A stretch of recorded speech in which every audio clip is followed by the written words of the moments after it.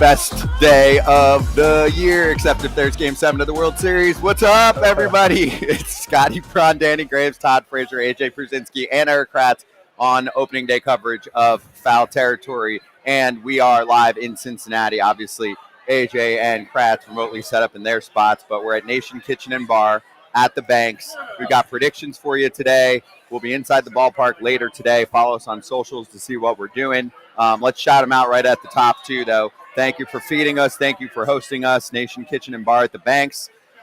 Be here for a couple hours. Be here tomorrow for a couple hours. And tomorrow is a big day for the FT fan that likes to sleep in. 1 o'clock Eastern time. We're back for the rest of the year. Also, if you're in the area and you want to stop by and say hello, they've got special offers. I'm from New York, so when I see these prices, I'm losing my mind. $3 Busch Lights, $5 cheeseburgers, $2 hot dogs, $1 Jello shots. I'm like, man, Jello shot in Chelsea in New York's like $20. Anyway, AJ, you excited for opening day? And can I present this case to you? There's only a few teams that I looked at on paper and said they have no chance of making the playoffs. Like 3 or 4 tops. Yeah, no, listen, I think this should be a national holiday. I think it should be, I don't know who we talked to get that done, but I think it should be a national holiday where kids get off school, they get to tune into the games. And, you know, I like it. I like tradition, and I liked when Cincinnati used to be the first game every year. They changed that. It used to be the first one. You knew Cincinnati at 1 o'clock. That was the first game in Major League Baseball. It's changed, but I like tradition, and I wish this was a national holiday for everybody. I would go home opener for each team is the local holiday. Since it's a local sport, regional, I agree. Opening day, man, everybody's juiced. Spring training, you've got your swing locked in, your speed balls flying, and you got your number one on the mound. Love it.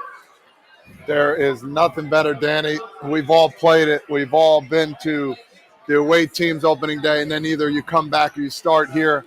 We all know how crazy it is in Cincinnati. I was looking back on some stuff that I did during, my 11 opening days that I've been to. Absolutely incredible. It's where dreams come true, honestly, and I do agree.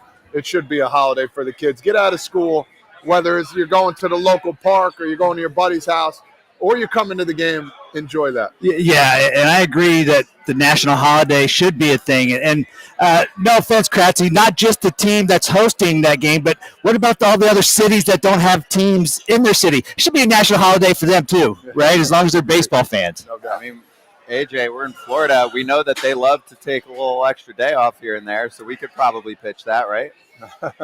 For somebody, maybe we call the governor and see if he'll let us do it. But we need it to be for everywhere, not just Florida.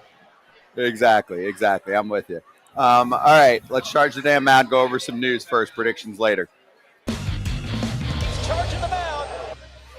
Just going to hit one. Then we're going to talk to Trent Rosecrans, who I already see. So we'll get him in like 5 minutes to preview today's matchup between the Giants and the Reds. But let's go over the Red Sox. A sexy pick to represent the American League in the World Series. I saw quite a few of those picks. I saw them for some AL East picks, but we talked about this all spring training long. It was named official yesterday. Alex Bregman, third base, Rafael Devers, DH, and it sounds like it'll just be the case for the entire season. Bregman didn't play any second in spring training. Devers didn't play any third in spring training, so it's over. Yeah, the marriage is over. No, but we didn't know what to expect. They came out. I know Rafael, remember, he talked about how, I want to be in position. I want to play third base, this and that. And now we're seeing exactly what it is. We're seeing a full-time DH. And now you're thinking, okay, is this guy ever going to play defense again? Maybe get him a spot start here and there. Is that good for him or is that bad for him? The focus has to be winning games now. I think we got to push this all aside. Bregman's their guy there, barring any injury or any kind of problems. But they're going to be a really good team. Let's not forget about this. The Red Sox picked up some really good ball players in the offseason, and they are ready to come for this AL East. Well, I think Cora said it best. We're in the business of winning, and Devers was on board with that. Whether he is privately or publicly, he's still got a big-time contract for 8 more years. He's still going to make a lot of money. He's still going to hit the ball out of the ballpark. And I think any smart manager would rather have Bregman at the hot corner every day instead of Rafael Devers. Agreed. I thought that Devers would hold out, but he changed his mind. So they made the move. And I like this move for their defense. I love Christian Campbell. I think he's going to be a stud. So I love this move for the Red Sox. And you'll see in my predictions later why I love it so much. They need to make sure that they keep Rafi in good shape because Bregman has a good year. He gone, and Rafi's back at third. So let's make sure Rafi doesn't stop taking ground balls altogether. We don't need him to go full DH mode yet. Yeah, I'm with you. That's a good idea. Make sure that he potentially is doing that next year. Also, just for depth purposes, it helps. So anyway, we'll go over our predictions later. Coming up next, see Trent Rosecrans, our buddy who covers the Reds. He'll give us a little preview of the Reds and the Giants coming up today. Do either of these teams have a little surprise season in them to make the playoffs? Be right back.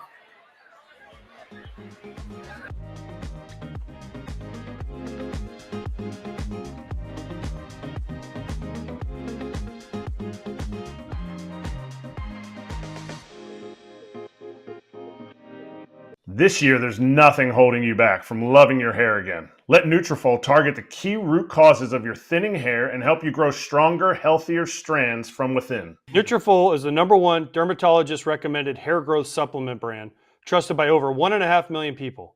See thicker, stronger, faster-growing hair with less shedding in just 3 to 6 months with Nutrafol. Building a hair growth routine is simple. Purchase online, no prescriptions required. Automated deliveries and free shipping keep you on track. Plus, with a Nutrafol subscription, you can save up to 20%. Start your hair growth journey with Nutrafol for a limited time. Nutrafol is offering our listeners $10 off your first month subscription and free shipping when you go to Nutrafol.com and enter the promo code FOUL. Find out why over 4,500 healthcare professionals and stylists recommend Nutrafol for healthier hair. Nutrafol.com, spelled Nutrafol.com, promo code FOUL. That's Nutrafol.com, promo code FOUL. Scott. Back for 2 minutes for the YouTube crowd, and then we'll be back for the TV crowd and bring in C. Trent Rosecrans. Just want to tee you up on this one, AJ. I mentioned it earlier. I've got the Marlins, the Rockies, the White Sox as obvious locks to have 0% chance of making the playoffs. Is there any other team? Because, there was so much talk over the offseason. Oh, there's no parity, and, the Dodgers are just auto champs, and the big markets get everything. I mean, do you really have any other teams on your list where you're like, they have no chance to make the playoffs? You can start to make a case for the Nats just based on the competition in the NL East and the NL, but help me out. I don't hear Scott. I hear the studio, but not it, Scott. You're hearing I see it hard, maybe. The Angels have a tough road to hoe, I feel like. Oh, right. Yep. And other than that, yeah, I don't know. I mean, you can make a case for a lot of them. I think the Angels will be better. I don't know if they're good enough in that division to make the playoffs, but I think that would be the fourth team. But other than that, yeah, the three you named and then the Angels are the only other one that I could make a zero. Not a zero, but three of those probably zero, and the Angels under 10%. Cardinals. I'm going to go Cardinals because if anybody has a good year, they're going to trade him. So they could get some momentum going, and then he gone. Okay, so at most we came up with what, about 5 teams? I would say Nationals for sure. Okay, so Rockies, White Sox, Marlins, Nationals, Cardinals, although I could make a debate there, Angels. So 5 to 6 teams tops that we say have a 0% chance. Okay, so then we've got 24, 25 honestly, teams.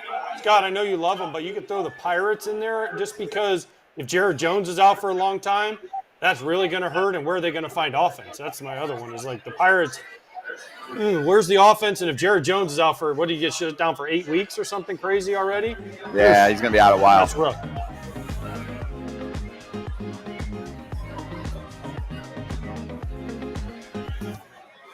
Here we go, the Athletics. C. Trent Rosecrans with us. We got a good 10 minutes with you, and then you're heading to the ballpark, right? Yep. Just walk on over. Happy opening day to you, and give us your thoughts on this Cincinnati Reds team and what they did in the offseason, right? If someone was snoozing through the winter time, do you think this team got much better, and what moves did you like? Well, I like Matt McClain being healthy. I'm big on that. Big on Terry Francona. Huge on Jose Trevino. I'm a big catcher guy. I think catchers are the key to everything in baseball. I'm not saying that because these two gentlemen are here, because they're not here. I'm in person with you guys. So I like that a lot.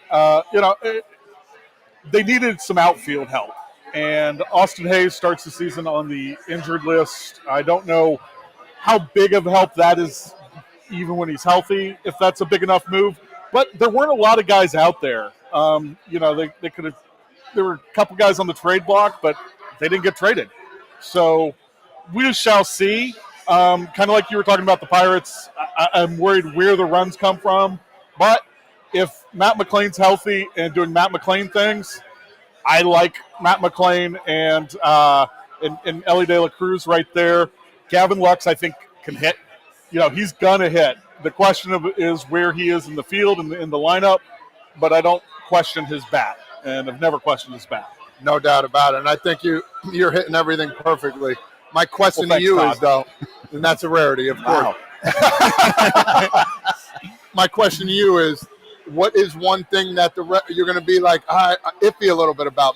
Is it the bullpen? Because 100%. It's got to be the bullpen. Like, it's got to be the bullpen. Starting pitching is pretty good. Yeah, I like what they have in starting pitching. That's also with Andrew Abbott starting on the IL and Brett Lauder also on the IL, but waiting in the wings. Yeah, of course. And Chase Burns, I'll tell you what, I would be more surprised if I didn't see Chase Burns this year than if I did.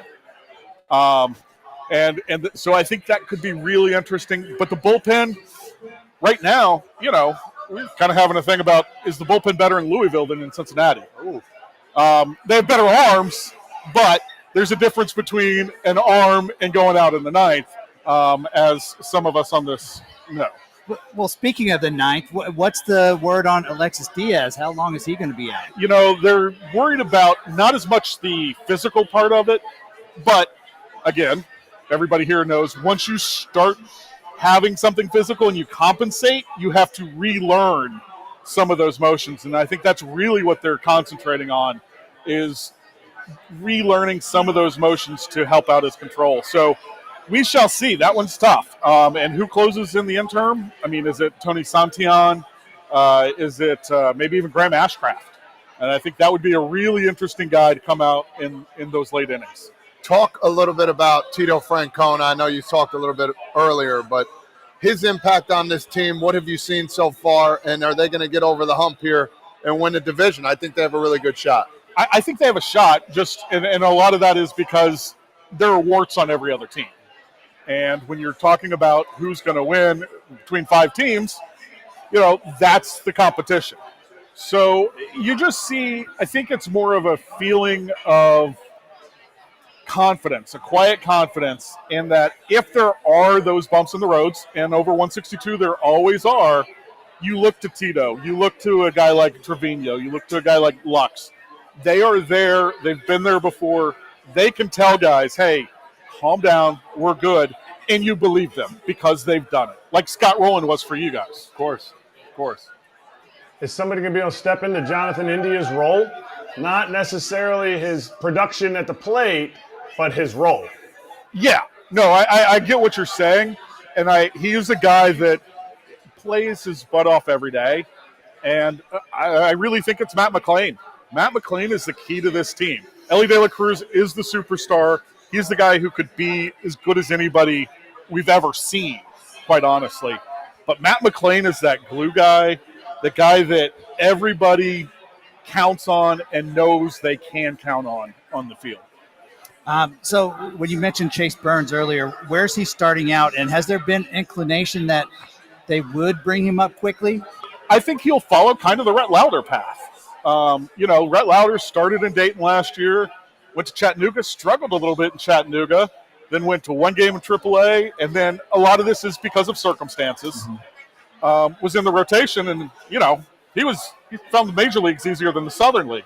So that was pretty impressive. But, at the end of the year, if you're in it, I can see Burns doing the David Price thing.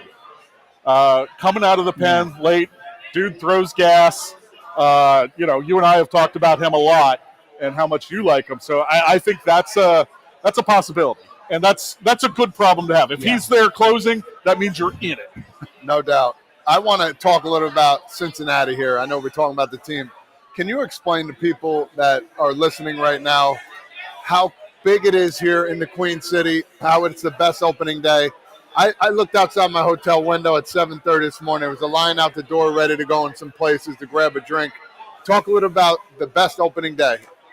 It's the one I know the best. I haven't been to too many others. Okay. I've been here, and there's a parade. It is a day off. They schedule. I know you were talking about how CPS should get the day off.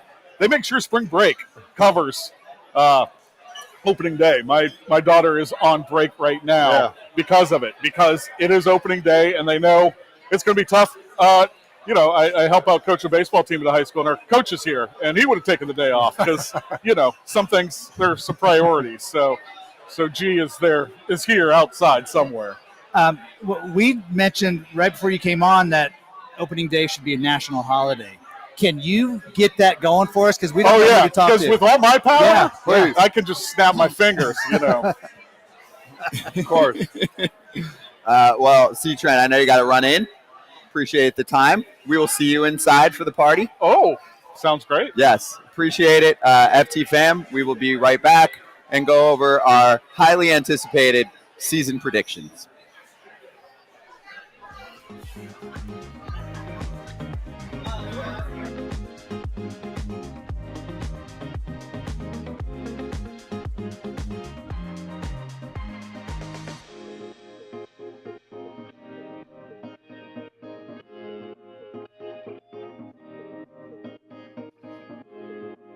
Listen, Which is 2 examples of what terrible taste. All right, here we are. FT fam, Kratz, can you run through this for us? You saw yesterday the top hitters in baseball in the next 5 years or 5 years from now from AI, aka ChatGPT. BetMGM gave us the top 10 pitchers in 5 years. So give us 1 through 10 real quick for the pod crowd listening later. Goes Paul Skeens still on the Pirates, so they've obviously gotten that wrong. Roki Sasaki, Hunter Green going to the Yankees, Andrew Painter, Tarek Skubal, Brandon Sproat, George Kirby, Noah Schultz, Garrett Crochet, and 10, Chase Dollander. Somehow Jackson Jobe got missed by ChatGPT. Listen, I think the Hunter Green is spot on. He's going to be a Yankee pretty soon. I wouldn't be upset with that. Careful. Yeah, where you are. I know. You better mute that. Listen, they still love me. I can get away with a couple of things. I don't think that's wrong at all. So I think they're spot on with that one. Do you think Skeens will be one, AJ? Probably if he stays healthy, I think he should be. He's got the stuff. He's got the ability to do it. And he probably won't be in Pittsburgh in 5 years. So, yeah, like Kratz said, they probably got the team wrong. Is there one on this list you think is missing, or one on this list where you're like, that might be a stretch? Well, my thing is Noah Schultz. Noah Schultz is what, 7th? He's never pitched. He's in 3rd year of pro ball. He's never pitched into a 5th inning. He's never pitched in a 5th inning. Explain that to me, how you're going to be a starting pitcher. You're 3 years into your career and you haven't thrown a 5th inning yet. I don't understand that one. Not good. That one's foreign to me. Not good. No. AJ's not making up stats either. He's not. I mean, Jackson Jobe's breaking with the team this year. I feel like Jackson Jobe should be on there. And since we're in Cincinnati, if he ever figures it out, and I see a big breakout year from him this year because he's just so funky and the game looks easy to him, Nick Dolo. I feel like lefties, just like they age, you're just like, oh, here, I'll just sling it up there with this massive breaking ball that goes from the lefty box to the righty box. Like, to me, Nick Lodolo's probably not in the top 10, but needs to be talked about. Okay, there you go. All right, FT fam, we're going to come back and go over predictions. Team first.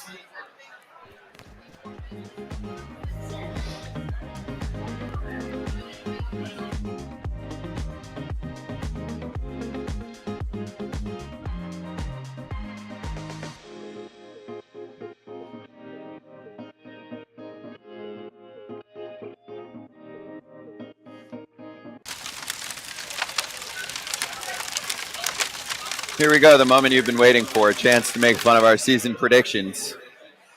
AJ's going to go first. We're going to run through just the team side of things. I want who's winning divisions, I want wild cards, and then just who's in the World Series and who wins. And then, pick out 1 or 2 things you think stand out. We don't need help on, the Dodgers winning the West if that's what you got, but give us the list. All right, well, Dodgers obviously winning the West in the NL. I got the Cubs in the Central. It's tough. That's a tough pick for me. And then the Phillies. Kratz will be happy with me in the East. American League was a little more difficult, but I'm taking, because we did power rankings, a couple days ago, and it hadn't changed yet. The Red Sox in the East, surprisingly. I'm going to go Tigers in the Central, and then the Rangers in the West. And then my AL champ is the Red Sox, and we're going to have a Boston Bean Eater party because the Braves are the NL champs, and the Braves win it all because I didn't want to pick the Bears. Boom, there it is. Good. That's good. I'm glad you picked my Phillies too, by the way. For me, I'm going to start in the American League. I'm going to go, the Orioles are winning the East. The Royals are winning the Central. Homer, 10-year anniversary of them winning the World Series. AL West is also the Rangers. And I got first wild card, Yankees, Red Sox, and Mariners is my third wild card. And then in the National League, I got Phillies in the East, Reds in the Central, and the Braves, Diamondbacks, and Mets in that order for the wild card. And I got the Phillies beating the Orioles in the World Series. Think the Orioles are going to pick up a pitcher, or you're just rolling with the staff they have? I'm rolling with another year of this lineup just getting better and better. That's spot on right there, that guy on the screen, because some of his picks are like, whoa, out of this world. Not correct at all. What don't you like? The Orioles. I don't see that happening whatsoever. Which part? Them All of making it all of it. Yeah. Well, let's get yours then. Do you think they're even making the playoffs, or you got them out? I don't have them making the playoffs. Ooh, baby. All right, what do you got? So not trying to crush you here, Eric. You know how I am with it. AL East, I got the Yankees still doing their thing. The Central, Detroit, A.J. Hinch is a beast. AL West, Texas Rangers. Boston, Seattle, Cleveland as the wild card picks. Top seed would be the Rangers. NL East, Kratzy, you'll like this. I'd pick the Phillies. I got the very own Cincinnati Reds here winning the Central, the Dodgers in the West, the Braves, the Padres, and Milwaukee. Milwaukee as the wild card. Dodgers is the top seed, and the Rangers is the top seed. I'm picking the Dodgers over the Rangers.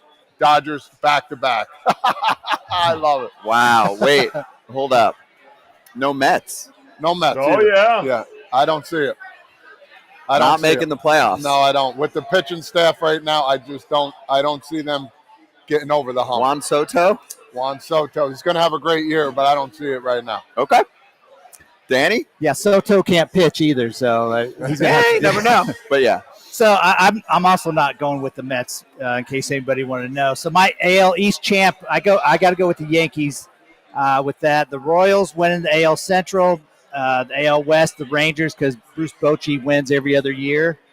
And let's see, AL wild cards. I got Red Sox, Orioles, and Mariners in that order. Top seed is the Rangers. NL East champ, I got the Phillies.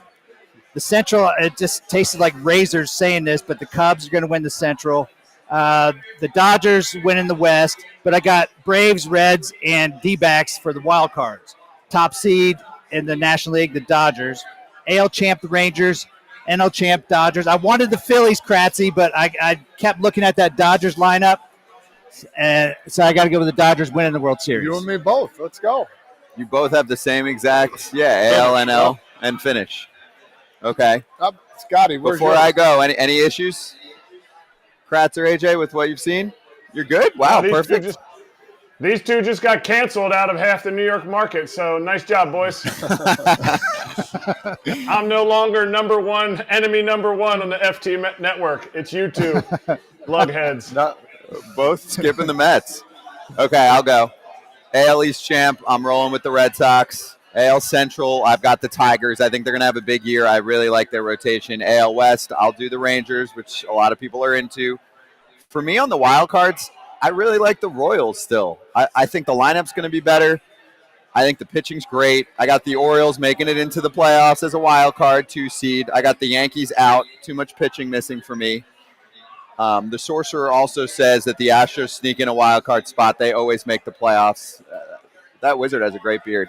The Tigers as the top seed in the AL, but they don't end up making it to the World Series. I'll get to that in a sec. Phillies winning the East. Brewers winning the Central, Kratz. I was going back and forth on this, and I'm like, you know what? And this will play into awards later on. Churio. I think Hoskins is going to have a bounce back year. They lost to Damas. I think their starting rotation is actually better this year, so I got them winning the division. Dodgers, obviously. And then my wild cards, Braves, Diamondbacks, Mets. I'm very high on all three of those teams. I think all three of them have a good chance to take down the Dodgers, who would get the top seed in the NL. But I have the Dodgers not making it to the World Series. I just can't do the hangover pick. So I'll go Diamondbacks, Royals. The MLB dream, the Fox dream, AJ. Royals, D-backs, so that everybody can shut the heck up about being complainers that it's only about the big markets, and the Diamondbacks beat the Royals in the World Series, who both play a brand of ball that I think fits the modern game right now. Don't you think it would shut a lot of people up? Of course. It's not going to happen, but I like your positivity. I mean, that might be the worst World Series pick I've ever seen. I would have to agree with AJ. I don't see the Diamondbacks getting in there, man. I mean, listen, I picked the Diamondbacks. I picked the Diamondbacks to be good, but I'm not picking them to win the World Series. But guess what? You never know. That's why they're picks. Kratz, they won 89 games last year. Best offense in baseball last year. Corbin Carroll was a shell of himself until the last couple months of the year. He's going to bounce back. They made some pickups in the offseason, including the top starter that was available in Corbin Burns. I don't think it's crazy. I'm on Team Scott on this one. I don't think it's that crazy. Thank you. Appreciate you. All right, and let's finish with the smartest of the bunch. No. The Diamondbacks are not the problem in this pick here. Okay? Like the Diamondbacks. You said the Diamondbacks. No, I said I picked the Diamondbacks to be good. I just said they're not going to win the World Series. But the other side, you guys are all about the Diamond. What about the Royals? I mean, the Royals? Okay, fine. I get it, but it's not a good pick, Scott. They made it to the ALDS last year. I liked their offseason as well, including the India pickup. I think there's a chance they pick up one more bat at the deadline, like a Luis Robert Jr. They've been adding the last couple of years. White Sox don't trade. I like Reagan's as the ace. White Sox don't trade in the division, Scott. That might have to change. Otherwise, Robert goes to the Reds, and fans here will be happy. All right, let's finish with Out of the Park Baseball's picks, since they're more accurate than basically anything else that's publicly out there over the last several years. So let's do this. My eyes are difficult here, but I'll do my best. All right, I got it. AL, they've got the wild card teams as the Blue Jays. Oh, wow, the Blue Jays. The Astros and the Rays. Wow. Division winners, Yankees, Rangers, Twins. And then on the other side, they've got the Phillies, Mets, and Padres as wild cards. Division winners, Dodgers, Braves, Cubs. And I'll skip to the World Series, where they have the Braves taking down the Yankees. Is there anything that we would like to make fun of here? Yeah. Guess who picked the Braves to win the World Series? This guy. So, yeah, not the Royals, the Braves. I love Out of the Park baseball. Yeah, and they let you win against me a couple years ago. I remember that. See, whatever it takes. What about the Blue Jays on there, Or Kratz? the Rays. Or the Rays. Yeah. We got to figure out when they did this. So They did it this morning, baby. They did? It's a fresh simulation. It's the best sim game out there. This is why baseball is the best. Every prediction, we still don't know. We can make fun of anybody's predictions, but hopefully one of us is going to come true. Yeah, and I don't think the Rays are a bad team. I mean, they've got good pitching. Kratz, do you have any problems on there? The Rays is my biggest issue. The Rays, I don't see McClanahan's going to miss time. Other dudes are going to miss time. That's just what the Rays do. They got rid of Jeff Springs. They got, they just, to me, I don't think they have the depth that they used to have. And, hey, they can surprise me, but the East is going to be a beast. The Blue Jays surprise me less just because I think there's a lot of potential in that lineup, and they still have a few good rotation pieces. I know they've lost Kikuchi, who wasn't actually doing awesome for them. Another year of Bowden. Who knows? Bowden Francis? Yep, Bowden Francis, sorry. Okay. No, I mean, that's fine. I just feel like he was really good for the last month and a half of the season, but we still got to give him the first and last name. I don't feel like we have him on a – he's not Ellie yet. He's That's not fair. Judge. That's fair. Yeah, I like him, but I'm with you. It's a unique name. Yeah. The Blue Jays had a nice offseason. I feel like they get picked on because they didn't land the big boys the last couple years. but they did a lot. I mean, we got to see how Scherzer's doing with the thumb now, I think. And I think the Vlad Guerrero Jr. thing takes precedence over everything because they didn't sign him. Is that good or bad, though? See, to me, it's good know. for this year because he's pissed off. Yeah, I know. I that's a great way of putting it. I agree with that, but that's all you're thinking about, and you forget about the guys that they signed and picked up. That's all. Yeah, Bo Bichette bounce back year. I like Anthony Santander a lot. That's who I think the Orioles are going to really miss too in the lineup, but they've got plenty of young talent. Anyway, we'll do our player awards later on in the show, so think MVP, Cy, Manager of the Year, etc. Joe Buck is going to join us soon on the show. FT fam, let us know where we went right and wrong on these predictions and which one overall, which sorcerer did his best work. Be right back.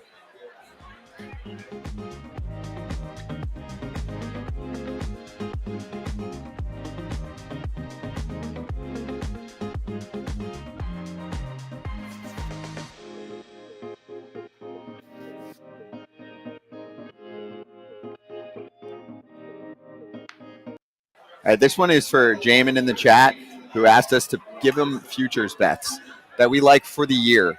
So we'll do this throughout the show as well. You give me 3 that you picked out that you like. Well, my futures bets are the Phillies over 90.5 wins. I think they're going to be closer to 100. I think they're going to have a really good year. I also pick Juan Soto, have over 104.5 RBIs. I think that's I don't know. I'd hate to say, but I feel like that's a lock, Yeah? barring any circumstances.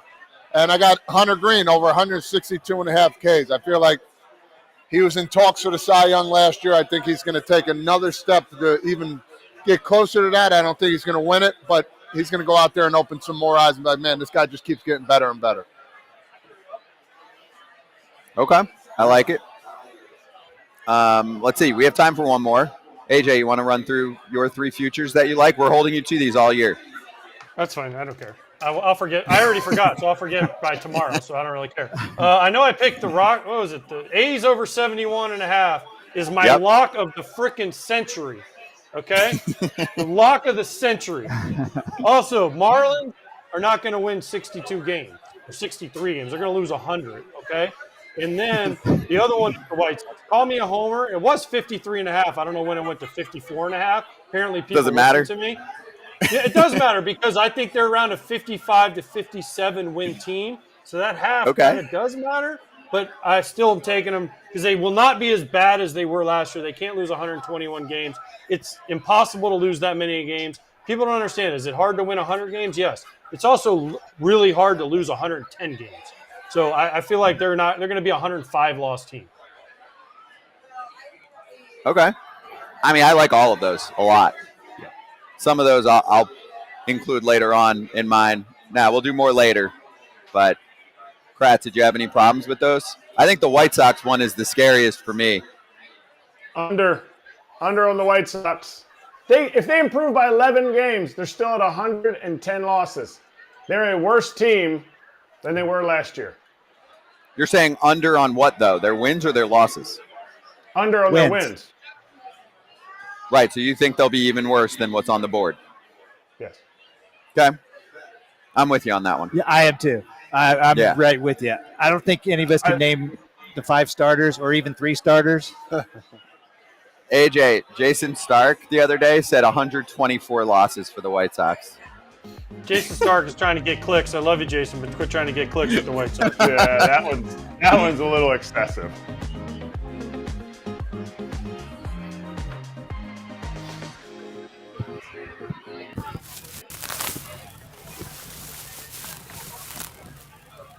In the weeds. I don't love going over this story because it's opening day and it's supposed to be all fun stuff, but it did come out and get a lot of attention yesterday. Jazz Chisholm and Miguel Rojas are not friends. And this started last year where something came out with Jazz talking about how he didn't like the way Miggy Rowe treated him. AJ, I remember talking about it at the time. He unveiled a little more info for us the other day.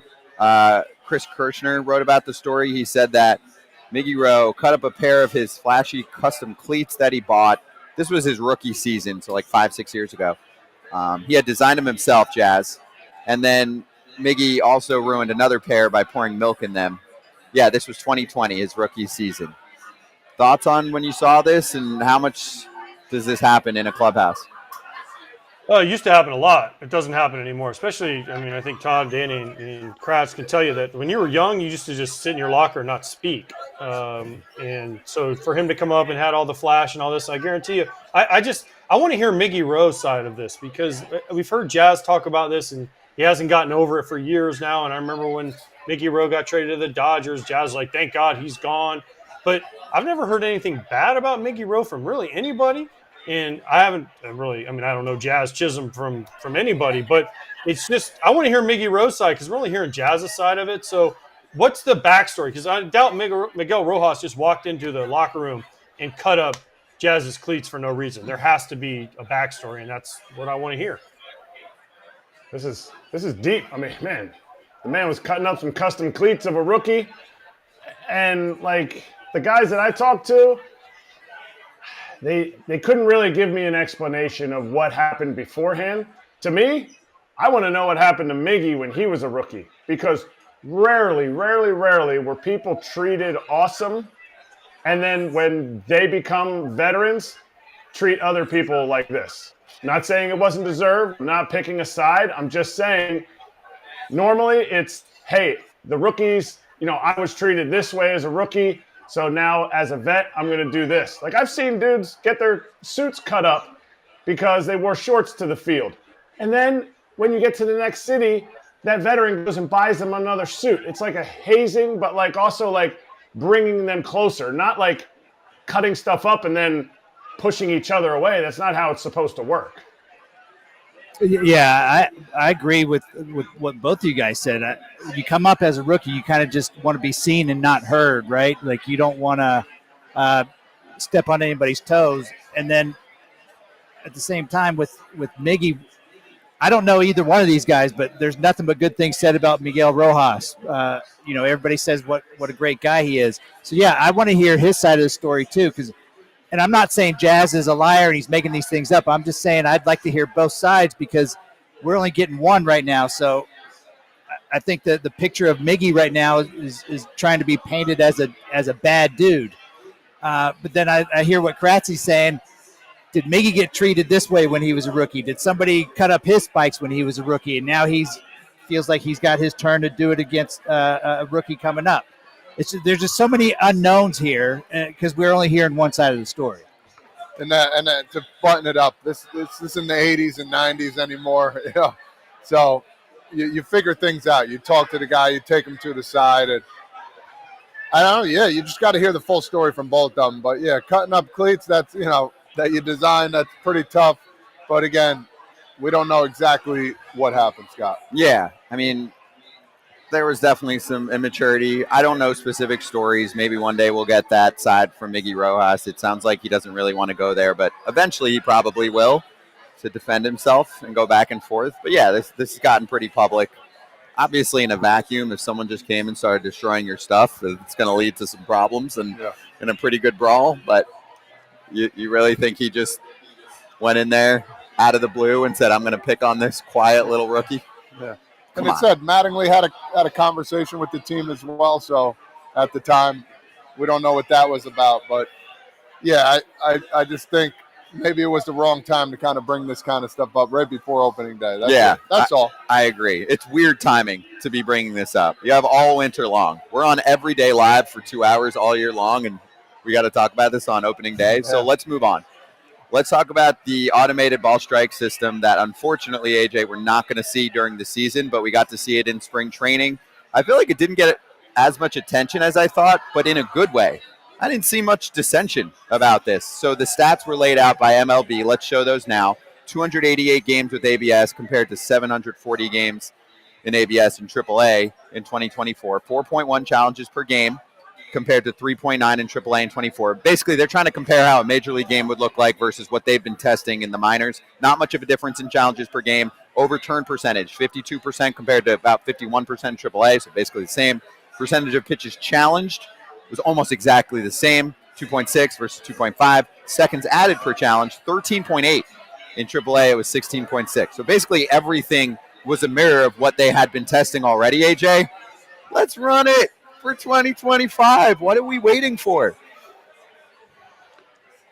Oh, because not every team had it. That's why they're waiting for it. Not every team had it in spring training. There was a bunch of teams that only had it when they went on the road, so they didn't get to try it out as much as some other teams. So I love these numbers. I love the guys that are right. Was it Cal Raleigh was 9 for 9? I think that's why he got the big extension yesterday, was because he was so right on all these challenges. But yeah, I mean, I love it. I think it's great for the game, and I love what I've heard from people. It makes umpires stay locked in even at the end of a game when the strike zone used to get big. Guess what? If there's challenges left, they still have to stay locked in, and it doesn't waste people's at-bats. Oof. Love that. Love everybody locked in. It's the big leagues. It's the best league of baseball in the world. Everybody should be held to that standard, including umpires. There you go. I mean, there's not even that much to say about this. Like, it was done beautifully. Yeah, we got to see it more. Also, I mean, I have a separate issue. Terry Francona was like, I don't want to even care about this. Remember that? And we're here because he's like, it's not for 2025. I'm like, Terry, we're trying this out to make the game better, but whatever. At some point, we'll get him on. Old school. Old school as can be. And I get it. He was out of the game for a year. He wants to just focus on his team. I don't really think there's that much of an issue if, you know, you have a few challenges mixed into a game. Is it really going to throw things off? They don't take that long. Although, you know what I'm waiting for? One game in the first few days of the year where someone does one of these, or they do it to mock and say, like, next year, you're done. Oh, man. Yeah, it might happen. It might happen. We'll see. Yeah, it's definitely gonna happen. One of them old school, like Max Scherzer's, or maybe even a DeGrom coming up. Like, come on, man, something. We'll see. Right, Scherzer. Yeah, that's a good call. We're getting ready to bring in Joe Buck, so give us about 30 seconds, and then we'll talk to him. He's going to be calling a little opening day action in his first game in quite some time. It's been several years, so getting ready for that. Yeah, give us about 20 seconds. We won't even take a break, so tune in, for about 15 minutes. We'll cover that right now on Foul Territory, but all right, we're good to go right now, so let's do it.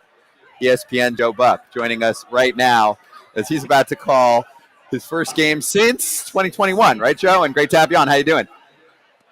Hey, guys. Yeah, 2021. That's the last time I laced him up, I guess. I mean, I did a game last year with Chip Carey, but sitting here with Bill Schroeder, Joe Girardi, getting set to go.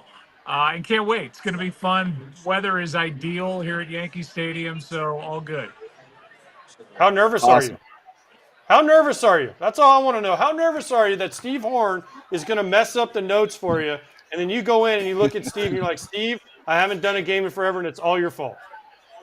Well, this is very insider information, but Steve Horn is sick and at home and not even here. So I don't have my security blanket with me today. So I'm flying blind. I think I'll be okay. But say a prayer for me, AJ. I know you're rooting for me. You're always in my corner. What does rust look like for an announcer? Because you talk about players. He hasn't been there for a year. Got to get the rust off. Nobody actually knows what the rust is. What's the rust for you? Are you like, and he goes back for a deep pass. Wait, I mean, a deep fly ball? That's pretty much it. Yeah, I don't know. I guess just kind of tracking the ball from this seat. It's still the best seat in the house, and reading outfielders and trying to put my brain around where the runners are and, who could score and who's going to be held at third on base hits into the gap, whatever it is. I mean, I this is part of my DNA. I'd like to think I'll get right back into it, but if I don't, then it's fine. I'm not auditioning for the job. That's great. That's great. You got the Yankees and Brewers coming up. Talk a little bit about both teams. What do you expect from them this year, and how you feel about their chances of getting to the playoffs and making a run? Yeah, I mean, 2 playoff teams from a year ago. Milwaukee just seems to find a way year after year. They've got a lot of good young players. Obviously, Jackson Churio is as good a young player as there is in the game. And the Brewers identified that fast and made sure that he was locked up into a contract extension before he got one hit in the big leagues. And, pitching-wise, they're a little banged up, but they've got Freddie Peralta going today, so they've got their ace on the mound. And for the Yankees, I mean, you guys know, in particular, this is a team that is World Series or bust every year. And, they don't have Garrett Cole. They don't have Giancarlo Stanton. They lost Juan Soto. But they've added some pieces. We just got finished talking to Aaron Boone. He likes a lot of the young guys they've got. So there's a lot to like. It's just that they're going to have guys mature, whether it's Austin Wells, the catcher, Anthony Volpe, the shortstop, who needs to take the next step. I mean, on and on and on. Jason Dominguez, a rookie that's going to be starting in left field. They need young guys to play well to go with Aaron Judge and Cody Bellinger and some of the other veterans they have now on this team. Hey, Joe, we've been having this conversation earlier today about opening day being a national holiday. I'd like to hear your opinion on that. And do you have a favorite opening day for all these decades of you and your family being in baseball? Yeah, I used to just love. I mean, in St. Louis, it is a holiday. I know it's not a national one, but from where I come from, it's a special day, and they have the Clydesdales going around the warning track, and I mean, it is as much pomp and circumstance as you're going to find anywhere in the country on opening day. That said, this is the year for the Cardinals where they're not expected to do much. So I'm interested to see how that opening day goes in St. Louis. That's going to be fun to watch for me and to see. I think more the reception for members of the front office with the kind of offseason that they've had. It's been a long time since you go into a season with a team that really hasn't done anything to improve their team. And the one stated goal they had in the offseason was to trade Nolan Arenado, and they didn't even get that done. So it's still a special day. I just, my dad being on the field, I miss that, reading the names of the players, seeing them come around in the cars and getting out at home plate and getting the big ovations. It's special in St. Louis, but it's going to be special here today at Yankee Stadium too. Joe, as someone that has worked a game with you, meaning one game with you, I miss you in the booth because for baseball, I know people say, they give all the crap to Joe Buck, but I personally, I think you're the best. When you hear Joe Buck, it's a big game, right? So I miss you in the booth. I know you have Joe Girardi next to you, so say hi to him for me. I don't know if Ed Svida's with you, who's your stat guy. Tell him he knows where he can go. And it's not, hey, Joe. Hey, buddy. Ed Svita, stat guy, tell him he can go wherever he needs to go. It's not there. Call a women's lacrosse game. But how much do you miss baseball? I know people say, oh, Joe Buck, because you take all the heat, and we've talked about it many times. And I'll tell this story. First time we ever worked together, 2011, I think, in Detroit. We walk into the hotel bar, and I'm like, I'm with Joe Buck, the coolest dude in the world. And fans started giving you crap. And you just looked, I don't even know what you said, but you had the guy's like, I hate you, Joe Buck. And you're like, thanks for listening or something. And I'm like, this guy gets it. So that's why, to me, I miss you doing baseball. I tune into all your broadcasts and football. But do you miss baseball and the World Series and all the things you did? Yeah, I miss the big games. I miss the big moments. There's nothing like when people ask me, what do you prefer doing? Football is huge. There's no doubting that. There's no questioning that. But a big moment in a game 7 in baseball, there's nothing like it. There's nothing like it in sports. As I've said though before, it takes a long line of work to get to a game 7. It takes a lot of reading. It takes, for you guys, it's different. For players, I mean, that's what you're grinding for. For us, it takes a lot to get there, and so I don't miss the day to day. I love the game. I watch the game. I'm a fan of the game. But as far as where I am in my life with 6-year-old twins and daughters in their 20s, it's just a better lifestyle for me to be just doing football and watching baseball as a fan. So do I miss it? I miss that part of my life because I was a younger guy then, but I don't sit around wanting to do stuff that I'm not. I'm enjoying what I'm doing. Since you've been out, is there any big calls that you've heard that you kind of get chills, or you go, that's memorable? I know it's only been a few years. Yeah, no, as far as guys doing it now, yeah. I mean, I think Joe Davis's big game, big calls are as good as anybody's ever done it. And his call of Freddie Freeman's grand slam in Game 1 of the World Series, I texted him right after. He and I talked on the phone the next day. The directing by Matt Gangle, the Fox director, I thought the whole thing was like a movie. And it's happening in, live real life, and I was blown away. And so I know how hard those moments are. I know how fun those moments are, and I think Joe's done an unbelievable job, and I couldn't be more proud of him. So I don't miss that stuff, really. I mean, I did a lot of it, and I feel like my work can stand on its own, and it was time really to let somebody else get in there and do it. Joe, you can't come back, okay? You can't. I miss you, but you can't. Quit trying to suck up to Gangle and Zager and all these guys, right? You cast your chips in. You cast your chips in. You know, as much as I'd love to work with you, but you're out. Once I mean, you're I'm out, sorry. you're out. I know. That's fine. The game moves on. Life moves on. True. True. I think you're doing okay, though. I think you've done okay. Yeah, exactly. It's been fun. All right, guys. Well, let me one more, Joe, before you jump. Yeah. Just a quick look at MLB versus NFL. Obviously, you're calling NFL games now. Is there something that stands out about one or the other that they're doing better or worse than the other? And obviously, we just came off, I would say hysteria in Japan for Shohei Ohtani and the Dodgers out there. So it's weird. It's like MLB's bigger in Japan. Obviously, NFL is America's sport right now. Yeah, I think, well, obviously the NFL does a lot of things right. What was always a huge difference for me, especially in October, is when I was going back and forth between the two, was the pitch clock.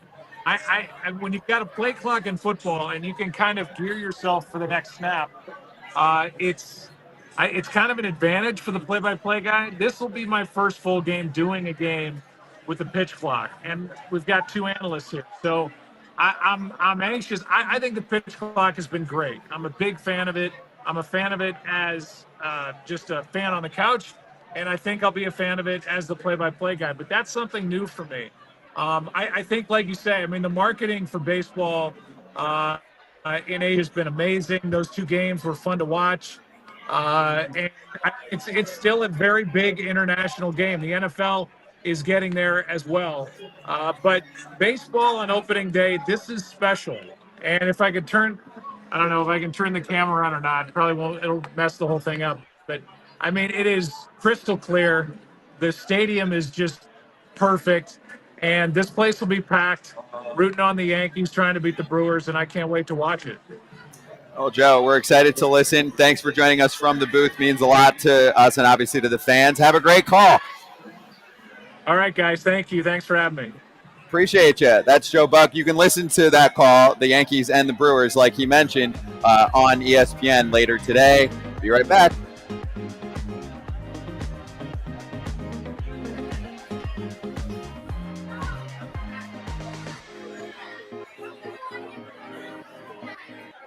Let's keep running futures bets for our guy Jamin in the chat, who's there every day and said, I need futures that we can follow all year. Kratz, you're up. All right, I got Lawrence Butler stolen bases. The over, it's at 19.5. Smash it. Easy peasy. Dude's going to have a monster year. Probably an all-star even. The Rockies under, 60.5 wins. I bought that. It's now, I think, at 59.5, but you get it at plus 105. I bought it at minus 115 for 60.5 wins. And the Cardinals under, 76.5. I think they're going to be right around the 72 mark. And I think that's an easy under. Again, like I said before, if they do well, if they start out doing really well, even guys like Sonny Gray are going to be up for a trade. Nolan Arenado, they've been trying to trade him, all that stuff. Guys will be leaving this team. They're going to lose their closer if they're doing well. And if they're not doing well, 76 is an easy under. Those are really good blocks for futures. Seriously, I'm very impressed. Yeah. Law Butler, I mean, he said it himself. Like, he's going for 30-30, 40-40, whatever. Even if he's got that in his head, young player, that's great. And I like the other two as well. I'll just give you 3 team ones. Obviously, I'm probably the high guy on the Tigers. I think they're closer to a 90-win team, and I think they're going to win the American League Central. So I've got Mize with a breakout year finally. Scooble. Job is going to be insane for as long as they'll let him go. So over 83.5 wins for them. I'm with AJ on the Marlins. That's a 100-loss team for me. I locked that in at 62.5. And then if I'm going to say the Brewers are winning the division, they're going to win more than 82 games, right? So I'll pick them. I mean, the Central might be 86 to win the Central, whatever it is. Yeah. I think they're going to go above that. So those are my three. Kratz's are probably better, so jealous. I think that everybody so far has been pretty good. They're nice, right? Okay. But we're going to keep track of those for the whole year. We'll check in on them every once in a while, especially for AJ, since he's going to forget his check that. He already did. I don't even remember what I bet. I already forgot. So. He's some honest. He's some honest. That's right. You said you'd forget tomorrow. Not already. No, he's later. Later. Yeah, Oh, because we're in the break. What? Exactly. We're in the break. Yeah. Coming up next, by the way, season predictions for players. Yes? I was just going to say, Joe Buck's the man.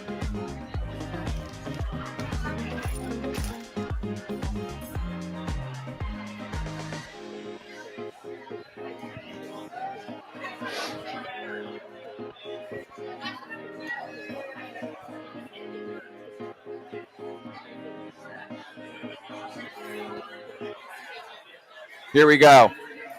Part 2 of our season predictions involves individual awards. We're going to start with Erik Kratz. Kratz, would you like to run through who you've got and obviously give us a little bit of detail on a few that stand out? One, I went out of the box because I didn't really like the other picks for the American League Rookie of the Year, so I went Christian Moore. He was actually going to be called up in September last year. Didn't get the opportunity because of an injury. He'll be up soon. Little service time manipulation, unless he wins Rookie of the Year, which I think he's going to. Dylan Cruz. To me, it's a lock. I get it. Rocky's in the National League, but I don't know that Rocky's going to get enough innings. Dylan Cruz is going to play every day. Matt Quatraro. Manager of the Year, because I have the Royals winning the AL Central. He could have won it last year. Tito is going to win the Terry Francona NL Manager of the Year because the Reds are going to win the Central. Logan Gilbert, American League Cy Young. Zach Wheeler. Bobby Witt is the American League MVP. And in the National League MVP, I got Bryce Harper because he's going to lead the Phillies to, like I said, the World Series. Aaron Judge will be the home run leader for Major League Baseball, but falls short in the MVP voting to Bobby Witt. Shohei, last year, he went through a stretch where he was like 9 for 9 or 11 for 11 with runners in scoring position. I think hitting more, he started to unlock what it means to hit with runners in scoring position. Stolen base leader, Ellie, he's going to learn to steal bases, 85. Paul Skeens will lead the the Major League Baseball in ERA. He'll miss a few starts, though, so that's why I'm not picking him as the Cy Young. Saves leader, Devin Williams. The Yankees are going to be a good team. He'll save all their games. Strikeout leader went to a new team who unlocks normal dudes and strikeouts. Blake Snell is not a normal dude, and he's going to be unlocked in the strikeout leader. I thought Crochet maybe, but I don't know. Maybe he only makes 28, 29 starts. There you go. Cool. All right, so let's go with mine. For American League Rookie of the Year, I'm going with Cam Smith. Made the team out of spring training, only 32 minor league games that he's played. But this dude's legit. He doesn't strike out. He's an on-base machine. He hits the ball out of the ballpark. I'm with you, Kratzy, on the National League Rookie of the Year. Dylan Cruz, I really don't think anybody else is close. Sasaki might not be able to have many innings or many starts. They're so deep with the Dodgers. Who knows if they're going to give him some time off. AL Manager of the Year, Bruce Bochy, because that's who I said earlier is going to win the West or win the American League. And they're going to, he wins every other year. So Bochy's the guy. National League Manager of the Year, Tito Francona. This team is going to make it to the playoffs because of Tito. AL Cy Young, Tarek Skubal, the best pitcher in baseball. That's an easy one for me. National League Cy Young, I thought about Skeens, but kind of the fact that when the Pirates are out of the race, are they going to take care of Skeens and kind of lessen his workload? So my pick is Zach Wheeler for National League Cy Young. American League MVP, Bobby Witt Jr. National League MVP, I have to stick with Shohei.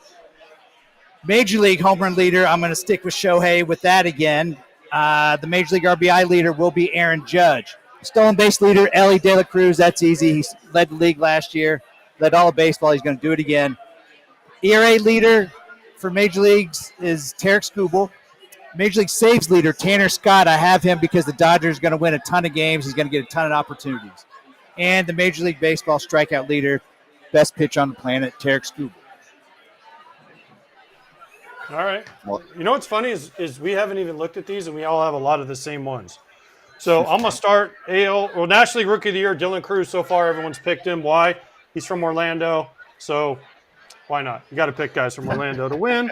My AL Rookie of the Year, Christian Campbell, because I think he's on a big market team. He's going to get plenty of opportunities, and I picked the Red Sox to go to the World Series. I think he comes out. He's going to be the right-hand power the Red Sox need. AL Manager of the Year, I'm picking a friend, Mark Kotsay, just because I picked the A's to be a sleeper team. I think they're going to be better. I love Kotsay. I love his folded hat. I think they're going to be good. NL Manager, Brian Snitker. I think it's his last year. Did he come out and say it's possibly his last year? So I think he's going to go out on top, picked him to win the World Series, so therefore Snit. I was there when you won your first game. Hopefully I'll be there when you win your last game. AL Cy Young, a little bit off the board. Scott will love this. Logan Gilbert. I think he pitches a lot. He pitches deep into games. He gets a ton of strikeouts. And I just think he's going to have a great year. I think Skubal's not going to be as good. It's always hard to win back-to-back Cy Youngs because you almost have to be better than you were the year before. That's tough for Skubal. NL Cy Young, Zach Wheeler. I think we're 3 for 3 on that one too. Just because I think some other guys are going to be rested. Dodgers guys aren't going to pitch enough. Wheeler takes the ball every fifth day. All right, AL MVP, Bobby Witt Jr. He just does it all. And then NL MVP, I can't go without Shohei. Until someone proves me wrong, Shohei's going to win the MVP every year unless somebody has a historic year. Somebody please prove me wrong in that one. All right, ML home run leader. Kratz, you'll love this one. Kyle Schwarber. Why? Contract year last year. Look at his numbers. 23 and 22, how many homers he hits. I think Shohei's numbers are going to be down a little bit because he's going to be trying to pitch. So I think Schwarbs has a big year. Plus, he came on our show with the cutoff sleeve, so I love that. RBI leader, Vlad Guerrero Jr., because he's in a contract year. He's going to want to get paid, so he's going to be swinging at everything out of the zone, especially with dudes on base. Stolen base, easy, Ellie. Scott, I know you love him here. I still have your cards here, Scott. Here, there's Thank Ellie. you. Go Reds. Be careful. ERA. Watch this, Scott. No, don't do that. What? Why? I have another one right here. I just died inside. I know. ERA, I'm going to put it in my hat. Here, watch.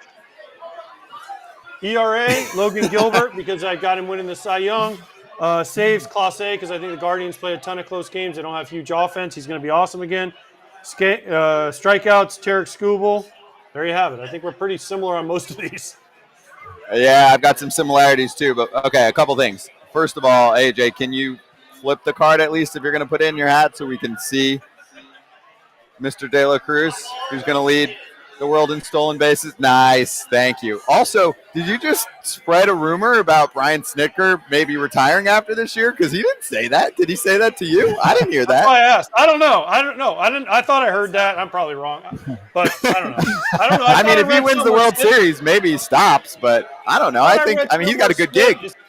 I thought I read something where Snit said, I'm getting older in age. And I don't know. I'm probably wrong, but that's fine.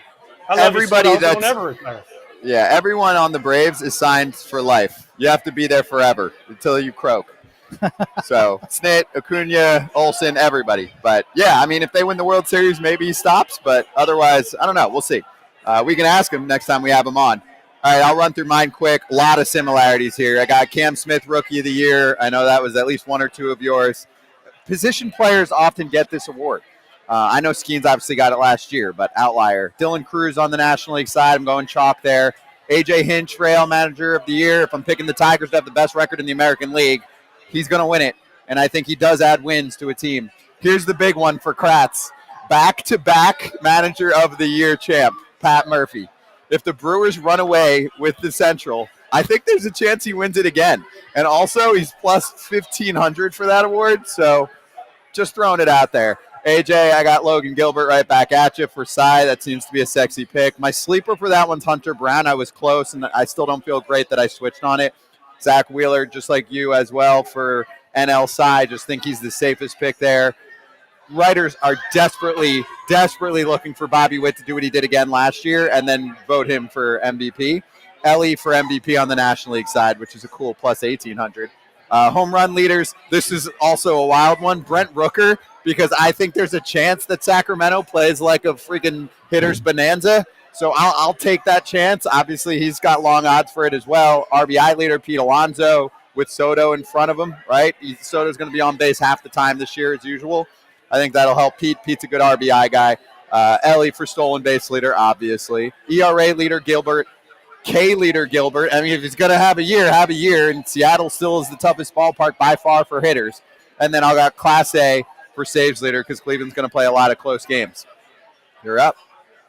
Hold on, Scott. Before you go, let me clarify my Snicker comments. Our own Ken Rosenthal has said the Braves are in the last year and suggested Snicker could transition into a front office role within the Braves organization. John Heyman, decent chance Snicker retires because it's the final year of his contract. There's been a lot of speculation. So I wasn't wrong, Scott. So I'm going to take your Ellie card and bend it some more now. You weren't wrong, but I still think he's coming back next year. But you weren't wrong. That's too good of a job to pass up. But okay, that's fair. Coming back somewhere in some capacity. He is coming back, yes. I'll round it off here. Nobody said this AL Rookie of the Year. I'm going with Kumar Rocker. I think the guy's an absolute stud. I think he's healthy now. He's going to go out and dominate. NL Rookie of the Year, Dylan Cruz, like pretty much everybody else.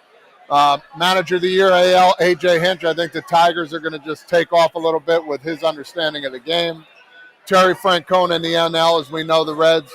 AL Cy Young, Skubal, of course. Wheeler, like everybody else. Aaron Judge is the MVP. Again, he plays really well during the regular season. NL MVP, I think Juan Soto is going to get after it again. This guy is an absolute stud. Home run leader, Aaron Judge, of course. RBIs will be Juan Soto. Stolen bases, the lawman, Lawrence Butler. I think he's going to have way more than 19 and a half. I think he's going to have a lot of stolen bases.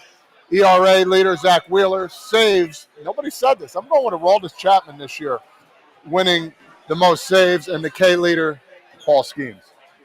Wow, so Butler over Ellie and Carroll and anyone else. With the conversation we had with him, I was ready to run through a wall. The attitude, the enthusiasm.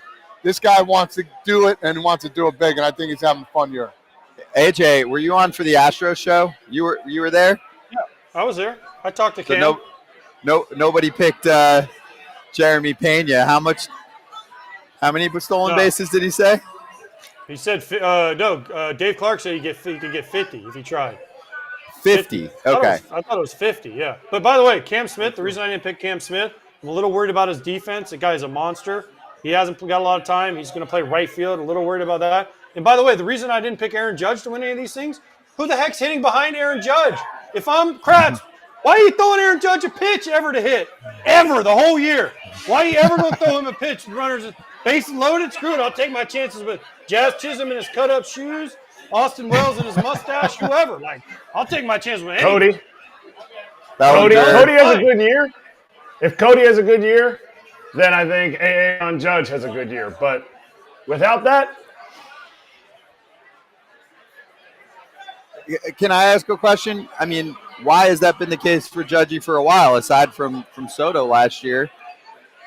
I feel like the year that he hit whatever, what was the big year? 63? Was it 62 or 63? Whatever the number was. The Obviously, number was so big. the home run numbers, were never the same once we went through the steroid era. But anyway, that year, I was like, why are people pitching to him? He's a monster. I mean, he should have been borderline intentional walk in almost every scenario status. Yeah. And then finally, in the last, 6 weeks or so of the season, his numbers ticked down. They were avoiding him, and it was working, right? They were pitching around him. He was getting intentionally walk more often. I was like, why wouldn't you do that the whole year just for competition purposes? Like, he's too damn good. Yeah, and with two catchers here, I want to hear what they got to say about this too. I don't feel like the pitchers these days know how to pitch around hitters like it used to be. I guess what I'm trying to say, guys are taught to throw hard, elevate the fastball, miss bats, but I feel like when we were all playing, you knew how to miss the plate. You knew how to, if they were going to swing, they weren't going to hit it, but it was going to be off the plate enough. I don't think they know how to do that much anymore. Mm-hmm. AJ? I think sometimes I agree, but I also think that it's as important. You asked why Judge got pitches because Soto was on base all the time. it's as important who's hitting in front of you as hitting behind you. Like Barry Bonds used to always say, if the dude in front of me gets on first and first base isn't open, teams are less likely to pitch around me than they are. It didn't matter really who was behind him. It was more of, because you could have, Jeff Kent hitting behind him. Barry Bonds still walked a million times. Jeff Kent was setting all kinds of records, right? But if the guy in front of Barry got on it, lessened it. So whoever hits in front of Aaron Judge, I think I saw Austin Wells is leading off today. So Austin Wells has to get on so they don't pitch around Aaron Judge. Mm-hmm. A couple other lineup notes, by the way, for today, because there's some fun matchups. The Blue Jays have Andres Jimenez hitting cleanup.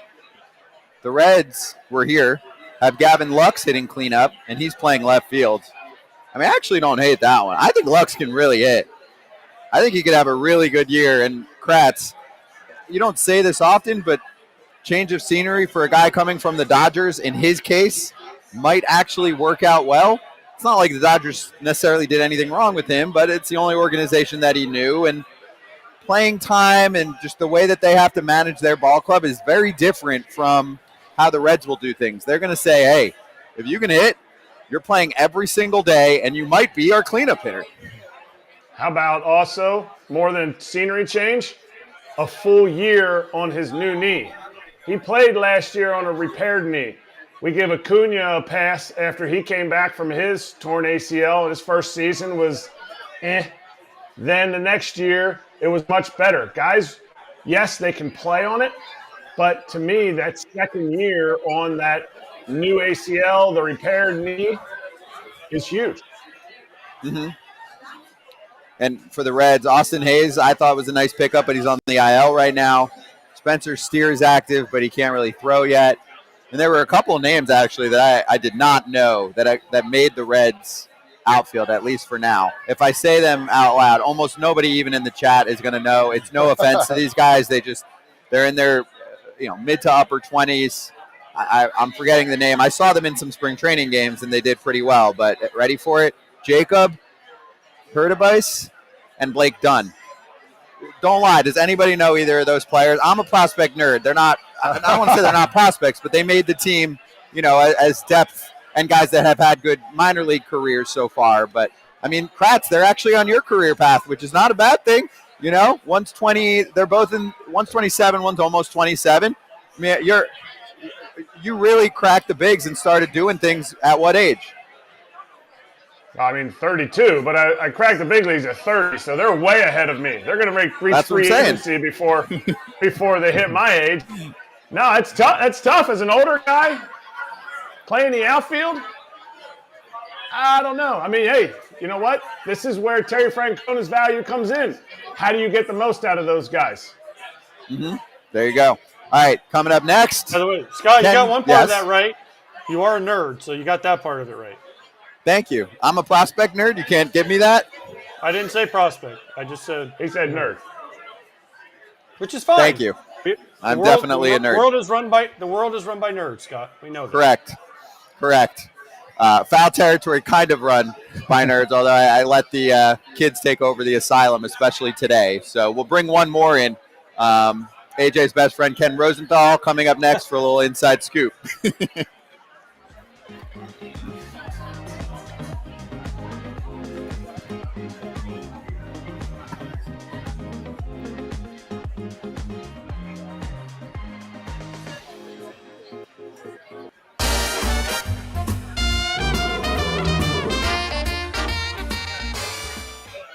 All right, let's start hot. Kratz, you and I were running with the Tokyo series, but I was kind of groggy, so it didn't work out. Down 225. I lost a couple bets. Fellas. You're down a hundo. It's okay. It's early.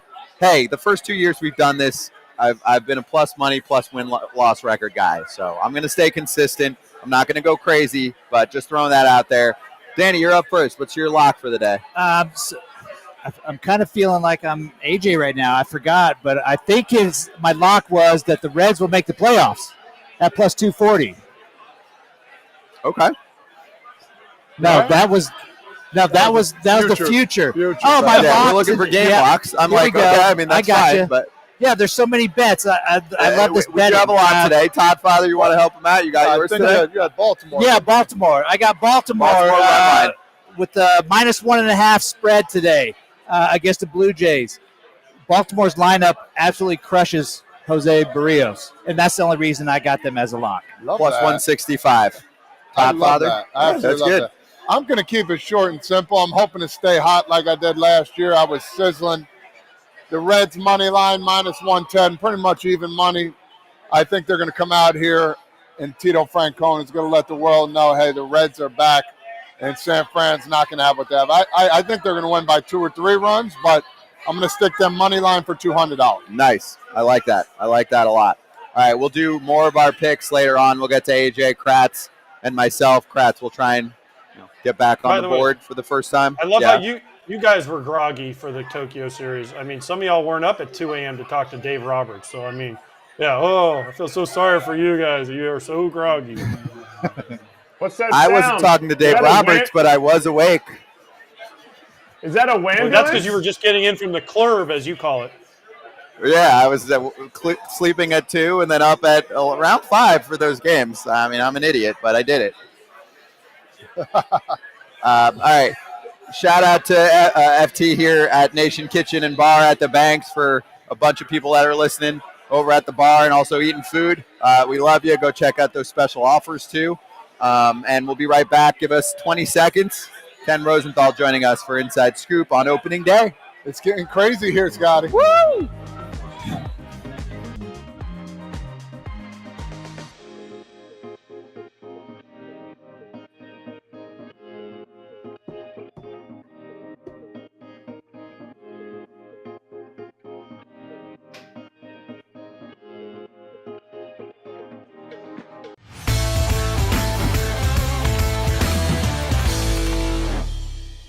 We've got the Homage Inside Scoop with FT Senior Insider Ken Rosenthal. Happy opening day to you, Ken. Great to see you, and your storylines were put out for the year. Do you want to give us a little taste of one or two that stood out? Well, I had the A's and the Rays playing in minor league ballparks. That was one. I had the aging aces, Verlander, Scherzer, Kershaw. That was another. Talked a lot about the divisions. Talked a lot about how the National League is clearly superior right now to the American League and how that might play out. So that was some of it. There were 12 storylines in all. Story was like 3,500 words long, so there's plenty to get through there.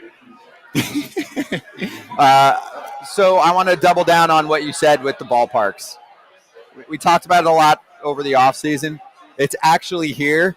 It's still hard for me to fathom that not one but 2 teams are going to play in minor league facilities for the entire year. How weird will it be for you to get to one of those games? I'm sure you'll get to at least one, if not both, over the course of the year. And I know we're looking at the A's situation as, hey, they totally deserve this. They set this up. You could make the same case for the Rays because I know that there was a disaster down there with the hurricane, but they had 20 years to get a new ballpark together that could have withstood that. Well, you can make that case, but as I wrote, the A's situation is self-inflicted. The Rays one, when you can argue, yes, that it's self-inflicted because they didn't get a new ballpark done sooner, it really is the result of the roof blowing off Tropicana Field. So they're distinct situations, at least in my view. It will be interesting to see how this plays out. I don't know if you guys have seen some of the photos of how Steinbrenner Field has been transformed into a Rays stadium, which is cool. But playing outdoors for the Rays, that's going to be interesting because of the weather in Florida in the summer. And I know that there's been a lot of talk also about the heat in Sacramento in the summer. People have told me that's not as big a deal. It gets hot. Yes, it gets hot everywhere, but nothing oppressive. But just the idea of these teams playing in those facilities. Now, it might energize them to some degree because in each case, they're selling a lot of tickets. And that's not something they necessarily did in either of their previous existences. So I'm interested to see, yes, how this plays out. Real quick, you don't have to go in depth here, but Dodgers, dynasty or not, do you see this team going through divisions and the league simply and easily, or do you see them, coming up a little short this year? Todd, I definitely see them making the playoffs. They've made it, 11, 12 straight years. That's not going to change. The one thing that does concern me is simply the strength of the league and the difficulty of getting through a division series and then a league championship series and World Series. We've seen them have difficulties in the DS really 3 straight years. They won it last year, But let's not forget, they were down 2-1 in San Diego throwing a bullpen game. I wouldn't say it's a miracle that they won, but the odds were against them. So clearly, the regular season, they'll do what they need to do there to get to the playoffs, and that'll be fine for them. But once they get in the playoffs, if you face the Braves with a healthy Chris Sale, a healthy Spencer Strider, maybe Spencer Schwellenbach, and then you get, I don't know, maybe you get the Phillies in the division series instead with Nola and Sanchez and Wheeler. Or maybe it's someone else entirely and you still have a difficult time. The Diamondbacks, Gallen, Burns, Kelly. It's not that easy to win in the playoffs. We know that. The regular season, the best teams generally prevail. But we'll see how it all plays out in October. So, Ken, I'm not going to ask any predictions. I know that we don't like those around here. But when you talk about the AL East, you say it's the AKA the Great Wide Open. I'm predicting that 3 teams could make the playoffs out of the AL East. What's your take on that? Danny, that's certainly reasonable. And the division is that strong. I will say, though, keep in mind, last year 3 teams made it out of the Central. And those teams, each of them feel that they're improved, as do the Minnesota Twins. And in the West, we have 3 teams, the Rangers, the Astros, and the Mariners, who the projection systems from Pacoda and Fangraphs all have within 2 games of each other. You've got a better, improved Oakland team, and I believe the Angels will be better as well. So the league is really competitive. I don't know that there's a super team. That's why I called it the wide open, the AL East. But I expect serious competition, and I don't know that I can say for certainty that the 3 teams will come out of the AL East when, in fact, it could be one of the other divisions that gets 3.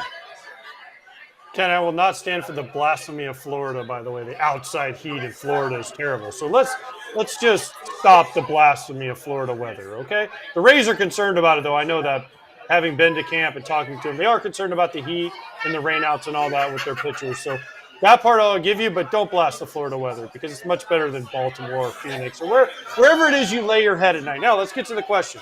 Why is the National League so much better than the American League? We did our power rankings a couple days ago. I forgot mine. But I know I had like 5 or 6 National League teams before I got to the first American League team. Why is it such a difference in talent and teams? Part of it is money, for certain, that the Mets, the Dodgers, the Phillies have spent big in recent years. The Braves have, I believe, a top 10 payroll as well. And the other part is, in the American League, the Yankees, if they were healthy, I think we'd be looking at this differently. We'd be looking at the Yankees as the clear favorite. They're not healthy, obviously. And the Red Sox haven't spent to the level that you would think in recent years, and that's been part of it as well. But it just seems to me, AJ, it's probably a snapshot in time. I don't know that there's any particular rhyme or reason to it. Money definitely is part of it, but it's not the whole story. What about Sandy Alcantara? We haven't even played a game yet. Already talking Sandy Alcantara getting traded. Is it more indicative of his starts before he gets traded, or is it a deadline, like a line where it's like, okay, trade deadline's in July, we'll trade, we could move him by June, or could it be like a early of the season, May type of thing once he shows he's healthy? They traded Rojas in May last year, so it's certainly possible. Now, I want to be careful talking about the other Florida team because the head of the Florida Chamber of Commerce just warned me not to say anything untoward about anything in that great state. But the Marlins, we know where they're at, right? We know what they're doing. They're rebuilding, and here is their biggest piece, their most expensive player, Sandy Alcantara, who looked great in spring training, touched 100, looked like his old Cy Young self. So there's every reason to believe that they are going to move him. Now, the timing, Eric, is interesting because certainly, I don't know, if he shows in 5 or 6 starts that he's right where he used to be, maybe that's the time to strike and get the maximum return. Or maybe you wait and have that deadline kind of frenzy take place and get the maximum bid that way. I'm not sure how it's going to go. Let's just hope he's healthy, because if he's healthy, that'll be a fun pitcher to watch again. And yes, as I wrote, he will be a walking trade rumor. Ken, you're in Houston this weekend with Fox, right? Mets, Houston? Well, I'm in Atlanta versus San Diego, so I won the weather battle there for sure. And we can make an argument for the matchup. But give me a preview of your game this weekend. Who you got, who's pitching, and what you're expecting to see from Juan Soto, Cam Smith, etc. we've got the Saturday game. It's Spencer Arrighetti versus Griffin Canning. And the interesting thing for me, or a couple of them, one obviously is Soto, two, Cam Smith. And the Cam Smith story is one we're all going to be paying close attention to in the early stages of the season. Then we've got Altuve in left field. There are all kinds of things going on in this series, all kinds of things going on with these teams. And with the Mets, it's can they sustain themselves through their starting pitching injuries early in the season? And how will it all play out offensively with Soto? I think pretty good. And with the Astros, it's a new team. It's a much different Astros team than we've seen in the past. No Tucker, no Bregman, no Presley. In comes Christian Walker and Paredes and Cam Smith and Zach DeCenzo. So I am really looking forward to this matchup, and yours is a good matchup too. Braves, Padres, nothing wrong with that. But there's a lot of intrigue with both these clubs.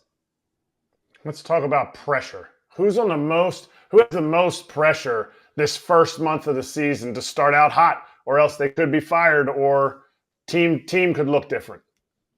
I don't know that anyone is in danger of getting fired in the first month, simply because teams don't do that the way they used to. I covered a team that fired its manager after 6 games in 1988, the Orioles, and then lost 15 more. But those days are essentially gone. Teams are much more patient with their managers, at least in season. But when you ask which teams are under pressure, I would say the Blue Jays certainly. Blue Jays for a couple of reasons. Their front office, Mark Shapiro and Ross Atkins, has been under fire for quite some time now, at least from the fan base, if not ownership. Shapiro's in the last year of his contract. Atkins has 2 years left. They're tied together. Also, Vlad Jr., Bo Bichette. Unless Vlad signs in the next couple of hours, which I don't necessarily anticipate, those two guys are entering their walk years. This team has invested a lot in this season, signing Scherzer and Santander and trading for Jimenez, so they're under pressure. The Cubs have a very difficult schedule in the first month, but I don't know that it's going to lead to anyone getting fired. Their president of baseball operations, Jed Hoyer, though, is in the last year of his contract, and as the head of baseball operations, remember, he worked for Theo Epstein for many years before this, but as the head of baseball operations, they have yet to make the playoffs. So those are a couple of teams. You can point to a few more as well. The Orioles, certainly, it's not a firing situation, but their window is their window. It's going to last a couple of more years for sure, and they've got some great young, talented position players, but they're 0-5 in the playoffs the last 2 years. So we'll see how this all plays out for those clubs. Ken, can you answer a question for me? I picked the Braves to win the World Series. So can you answer this question for me? You reported that this could be Brian Snitker's last year, and Scott yelled at me when I said that he could be retiring at the end of the year. So can you confirm that those reports are true? It's certainly not known what Snitker is going to do at the end of the year. He is going to leave his options open, but everything I've heard from people around the Braves is he's energized, he's happy, he likes what he's doing. So we'll see how the year goes. It's a decision he'll probably make at the end of the year, but I don't know that we have any particular insight into it right now. AJ, we'll say this. We're both picking the Braves to win the World Series. How about that? Oh, no, I changed my pick. I'm changing my pick. How do I call it? Change my pick. I don't care. Pick the Marlins. Pick the White Sox. Pick anybody. That's the ultimate jinx. Wins. Ultimate jinx right there. Passive That's game good. on some podcast made me pick the Rangers. You know, Ken comes on some podcast, and now he picked change immediately, please. That's good. All right, I'll try to bring us back on the rails. Here's something a little insidery. Were you surprised at certain teams not getting extensions done with players? Not that we even heard any buzz about them, but I'll bring up a couple team examples. We still don't have any of those Orioles players locked up. I know there's not a ton necessarily, but obviously Gunnar gets mentioned, Adley Rutschman gets mentioned. If they get off the hot start or have big seasons, the price goes up. The Angels are really big fans of some of their young core. Sam Blum wrote an article, I think that was released last night in The Athletic, about how they haven't locked up any of those players to extensions.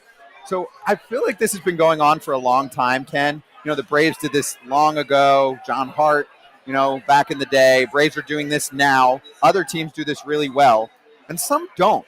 Does that confuse you? No, I wouldn't say it confuses me because each circumstance is different. I don't know how keen Artie Moreno is on locking these players up. I don't know to what extent the Angels have tried. In the Orioles case, Rushman is coming off a down second half. It's not the ideal time for him to sign an extension. And Gunnar Henderson is represented by Scott Boras, who, as I've said many times before, prefers his guys to hit the open market and establish their values that way. So each case is different, Scott. And you're right. I would say this season or this particular March has maybe had less extensions than in the past. It seems that way. But you saw Cal Raleigh do a big one. You saw Alejandro Kirk this week. There have been extensions in the last week or so. I just think each case is different. Okay. Well, Ken, enjoy opening day. We're very excited about it. Obviously, have a great first game, Mets and Astros, and we'll talk to you next week. Thanks, guys. Have a great day. Thank you. You too. Happy opening day to Ken, and make sure you check out Fair Territory as well. Also, we'll be right back.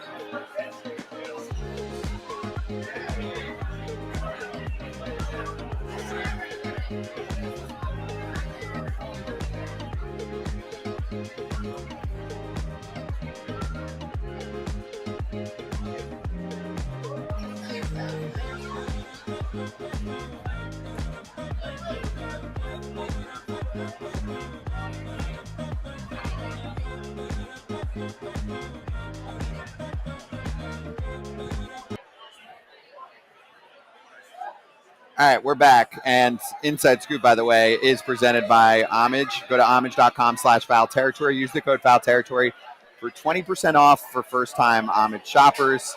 They were helping us out a little with some apparel for opening day. Some of us have stuff we've been wearing in the last week. We'll show off some of those 6 starter jackets next week. Yeah. But right now, Toddfather and I have a little Homage today. That's a beauty. This is nice. Mr. Red Legs.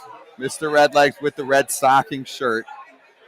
Very nice. And it's real comfy, too, man. It's a sweatshirt because it's little not hoodie warm here. Too. It's not Florida warm here right now, AJ, so you're not missing the weather. Can't help yourself. If you guys want to go to bad weather, you could have stayed here. You wanted to go to Cincinnati. Kratz and I made the right choice for weather-wise. Well, I did. Here's mine. Maybe we could single if it works. I got some love in the chat for it today. So, yes, this is a collab, Grateful Dead with MLB teams. Hopefully I don't unplug a wire. Montreal Expos, Grateful Dead collab. This is one of my favorite shirts design-wise that I've ever seen. So, big fan of this one. You can get it online right now. We have actually a pretty large Canadian fan base as well. So if you're Canadian, you miss the Expos, or wherever you live in Canada, or if you were from there, you want a little Expos action and you're a Grateful Dead fan, go for it. So thanks to Homage for helping us out there. Coming up next, a new segment we're going to unveil to get a little more stat-alicious, okay? So we'll do that next. It's going to be called Kratz Stats. Nice. Ah, damn it. Why didn't I think of that?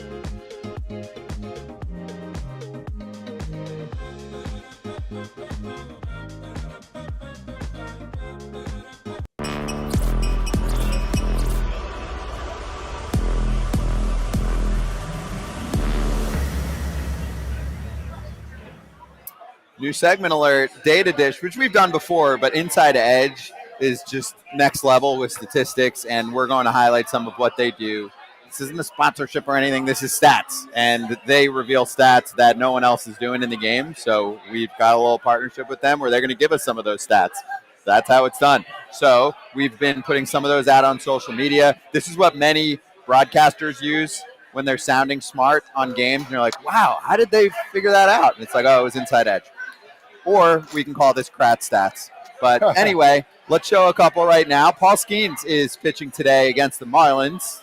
It's probably a game you should potentially put a little dough on. But here's one from Inside Edge. Paul Skeens' K rate on plate appearances ending in elevated fastballs in 2024. 46%. Danny, is that good? Very good. Is that good? Yeah. Godspeed to Marlins hitters. I love that. That is beautiful. That's nice. Yeah. Kratz, you like that, Mr. Kratz stats? That stat? Yeah, I love it. But when he first broke in, people were afraid his fastball wasn't going to play at the top of the zone. How's he going to be able to pitch? Well, he's done pretty decent. That's right. Yeah, AJ, remember that? They were worried about a potential dead zone fastball. No, you were, Scott. You were. You had to explain to me what the dead zone fastball was. I didn't even know. I never even heard of such a thing. So you think I'm coming up with something like that? I'm not smart enough, nor did I play. I am just the messenger. You introduced it. You introduced it to me, so I didn't even know what it was. So I think 101 with a splinker plays anywhere. And by the way, I just saw Tanner Bybee got scratched today because of food poisoning. So let's make sure you guys eat something good there, and we don't want to lose y'all. Or don't eat at all. But no, we're good here. But if you're a player, yeah, be careful. There's been a lot of stomach issues for players, honestly, over the last couple weeks. But AJ, you know who introduced dead zone fastball to me? Our FT teammate. Trevor May's a big dead zone fastball guy. I mean, obviously, he figured out how to not be a dead zone fastball guy personally. But anyway, let's move to Shohei. So we put this one out this week, too. Shohei's batting average in hitters counts since 2023 is 494. Well, it's like every other one. And that's not on base. That's batting average. Wow. That's not 2-0, balls 2-1, in play. 3-0, 3-1, 1-0. Wow. Right, that's not balls in play. Yeah. That's batting average when he has count leverage. It's incredible. And you can't pitch around him because he's going to steal second and third if you just walk him. Yeah. So what do you do? Oh, look at Kratz. If it's 3-1, is that what you're doing, Kratz? Garrett Cole. I'm just doing the Garrett Cole. Had a no-hitter. He's like, hey, whatever, we're going to do it. We're going to go put him on. Holy crap, what a number. I saw this on Twitter. Whew. Yikes. That shows you, kids. Swing at strikes. Don't swing at balls. There. Game is super easy. AJ, how would you handle him if you have a rookie pitcher and he's falling behind? There's an old saying, throw it over the frickin' plate. So get strike one, right? Danny will tell you, best pitch in baseball, strike one. If you're 0-1, 0-2, guess what? You're ahead of the count. You have a better shot. How many times, Todd, Kratz, when you're behind in the count, where you're like, oh, man, I don't want to be behind in the count. I want to be in front of the count. So don't fall behind him. If you get ahead of him, I guarantee he's not hitting 494. Yeah. There's the lesson. Pitchers get ahead. Hitters swing at strikes. Simple. Yeah. And as you get older, they swing at more strikes. Yeah. And less balls, So. Well, how concerned do you think, AJ, young pitchers are with serving up a first pitch fastball in the zone that gets crushed? I think it's what Danny said earlier. These kids don't really understand. A lot of them are just taught throw as hard as you can. It's not about quality. It's about velocity. So I think that's why you see not being able to pitch around guys, and that's why you see, my stuff is better. I can just beat these guys. And these hitters are like, yeah, watch this. Whack. Yep, exactly. All right, so if you like those, we'll do a lot more of that throughout the season. We'll Inside Edge, and we'll do a longer last segment because I do want to actually run through some of these matchups, look at the pitching matchups, right? It's the only time of year when technically you're supposed to have, like, everybody in one day putting out their number one starter, except for maybe the Diamondbacks, which we covered the other day, so you can go to a previous show on that one with Corbin Burns going in Game 5. Yeah, but anyway, we'll come right back, and we'll go over the matchups for the day, for opening day.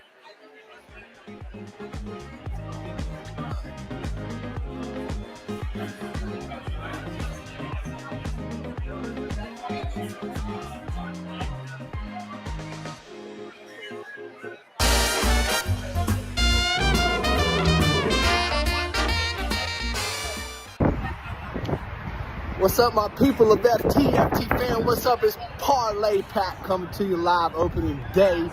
Man, it's too easy this year. I'm up here in Boston right now doing the pre and post game for the Red Sox Rangers game, but I can't bet on them. And I tell you what, I'm freezing my butt off up here, man. It's damn cold. But anyway, my locks for the day are too easy. You got the Angels playing the White Sox. AJ, I think it's going to be about 80 days before they're out of playoff contention.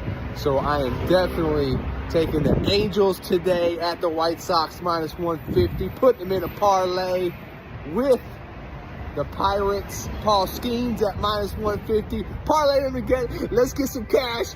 Put 100 on it.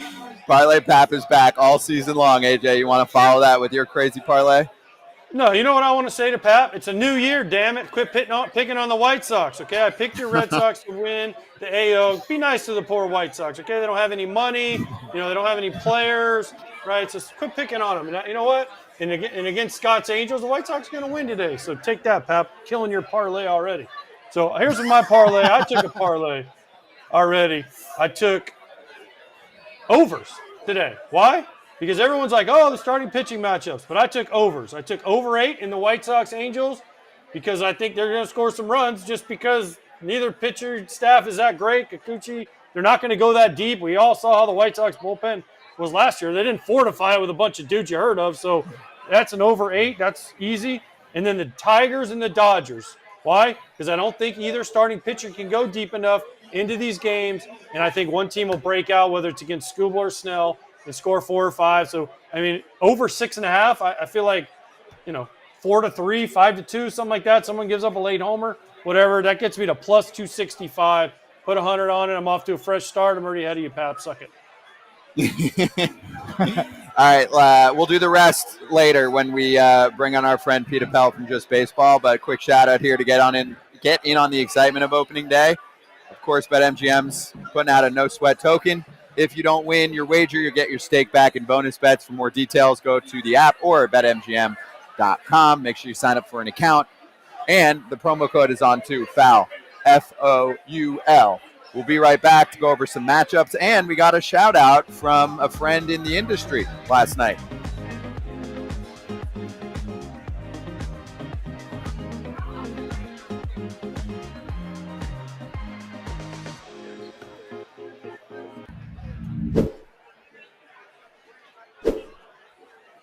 All right, let's slap. First off, let's look at some matchups today, and then we'll get to a little shout-out that we had with a Commissioner Rob Manfred interview from last night. Anyway, so we've got the Brewers and the Yankees. That's Freddie Peralta going up against Carlos Rodon. Toddfather, well, let's go there first.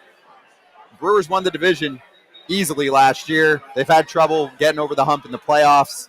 The Mets obviously came back late in that game. Otherwise, the Brewers maybe would have had a very different story last year. I thought it was a pretty good team. Yeah, I think they're going to be a solid team. I think this is going to be a really good game. Yankees are looking for, Carlos Rodon to be as consistent as he can be. He's a really good pitcher. He's going to have to develop that fastball, get ahead of batters, and use that off speed. But he is a commanding fastball guy. So if I'm Milwaukee, I'm sitting dead red heater until he can throw me anything else. But Freddie Peralta, we've had him on the show numerous times. Solid guy. I think this can be back and forth battle. It's a good opening day series to see where both teams are at. And no Cole, obviously, for the year for the Yanks. Luis Gil's going to come back hopefully halfway through the season. It's not a bad rotation. It's just not what we thought it was going to be. Yeah. You'll have Rodon and Max Fried at the top of rotation is certainly something you can work with. Without a doubt. And you're hoping to get Gil back sooner than later, but at the same time, they have the hitters.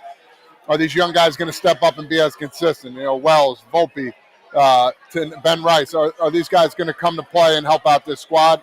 Yet to be seen.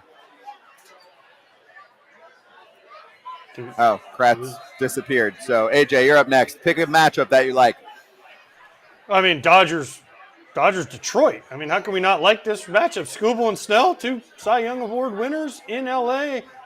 The Dodgers are getting their rings, doing the whole banner thing. I mean, how can you not love that matchup? But, also, I want to see this one. I want to see Crochet, how he does his first start as a full-time starter. Yes, he was a full-time starter last year, but I mean where he's able to go deep.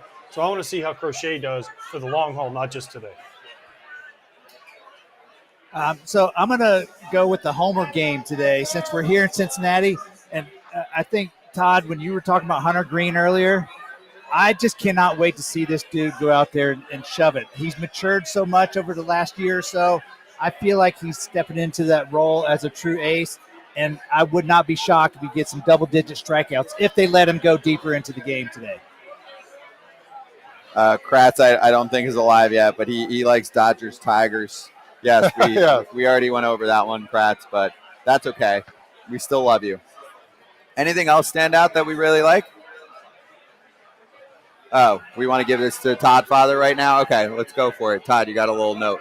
Got a nice letter from some old friends saying, "Dear Todd, we followed you guys since I began in MLB. Best night Since ever." you began in MLB? Yeah, it's a little script. We are ready here. to buy you a drink. Buy you a drink. Love Trace, Kim, and Miss Jill. Thank you, guys. Appreciate that. I still get some love here in Cincinnati. Oh, yeah. Later you should on. see it outside right now. It is getting really crazy. Yeah. I can't wait to go walk the streets and cheer the Reds on. We got the Derby champ. We got the Reds Hall of Famer. It's gonna get wild pretty soon here. Kratz, you're back. Did you want to pick another matchup? Because AJ stole yours. No, I don't want to pick another matchup. I want to make sure Todd has some security guards around him so Jill and Missy and Pam all stay away from the Todd, because it's been a few years. These women are aging. Todd's aging. Okay, hey, listen. I dropped my mic. You got to take over. That's not your mic. Right. That's your earpiece.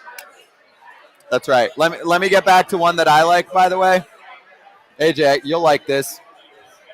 I'm gonna watch Cubs Diamondbacks later because first of all, I picked them to win it all, and you hate them. Second of all, it's the other team that you hate in the Cubs, and Justin Steele is back on the mound again. Can he rebound from what wasn't his best outing in Tokyo? Here's the thing too. How much will Cubs fans freak out if they had to wait a week plus to come back and play ball again? They're 0-2. Yeah, went all the way to Japan and lost both games, and if they lose again, I feel like it is going to be a meltdown on the north side. Oh, I can't wait to see it. I cannot, nothing against Justin Steele or the players for the Cubs. But, I can't wait to see it. By the way, the White Sox have a better record than the Cubs, and it's not even close. The White Sox have a way better record than the Cubs. Say it as often as you can. Yeah. Oh, enjoy it while we can, White Sox fans.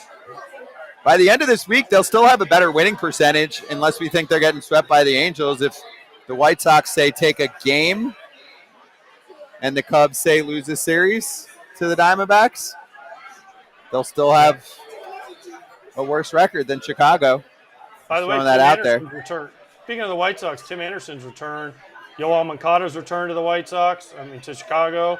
It's interesting to see how they're greeted.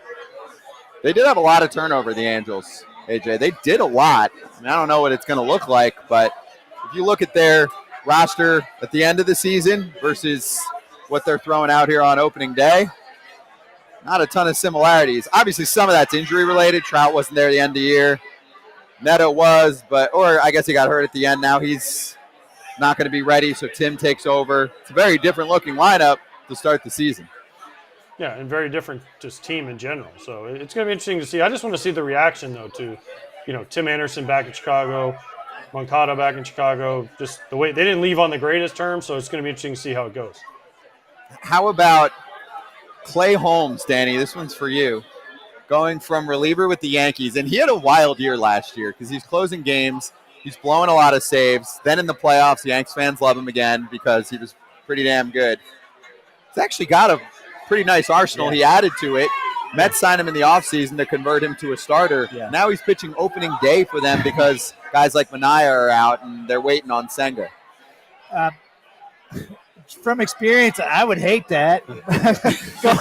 Going from the bullpen to opening day starter. But Clay Holmes also has a lot better stuff than I could ever dream about. And he's got this new fantastic pitch it's like a 91-mile-an-hour changeup, but they don't call it a changeup, right?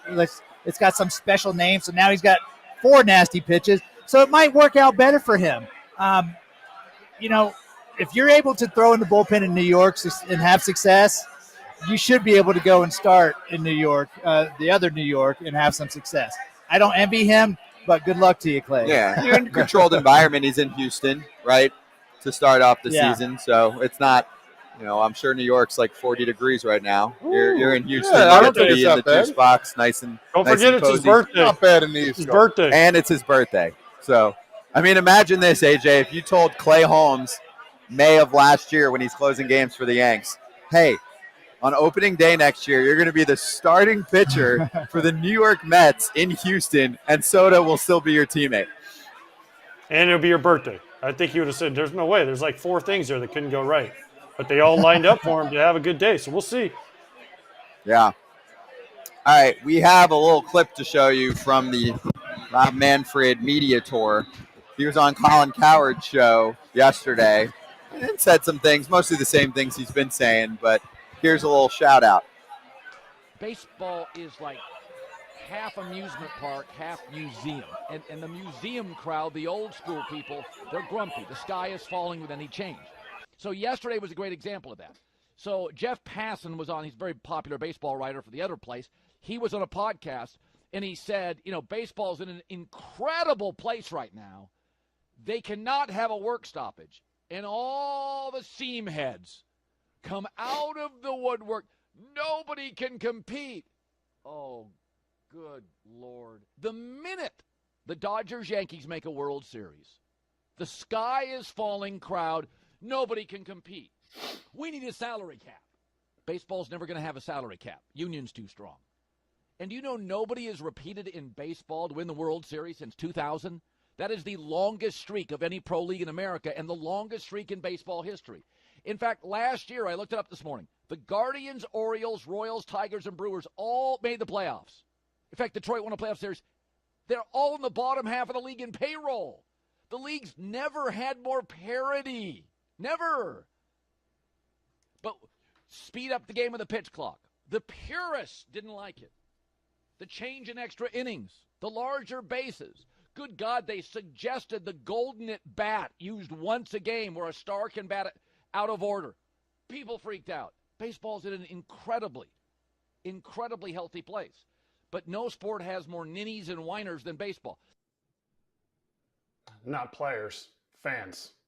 No, it's not the fans. The fans love where baseball's at.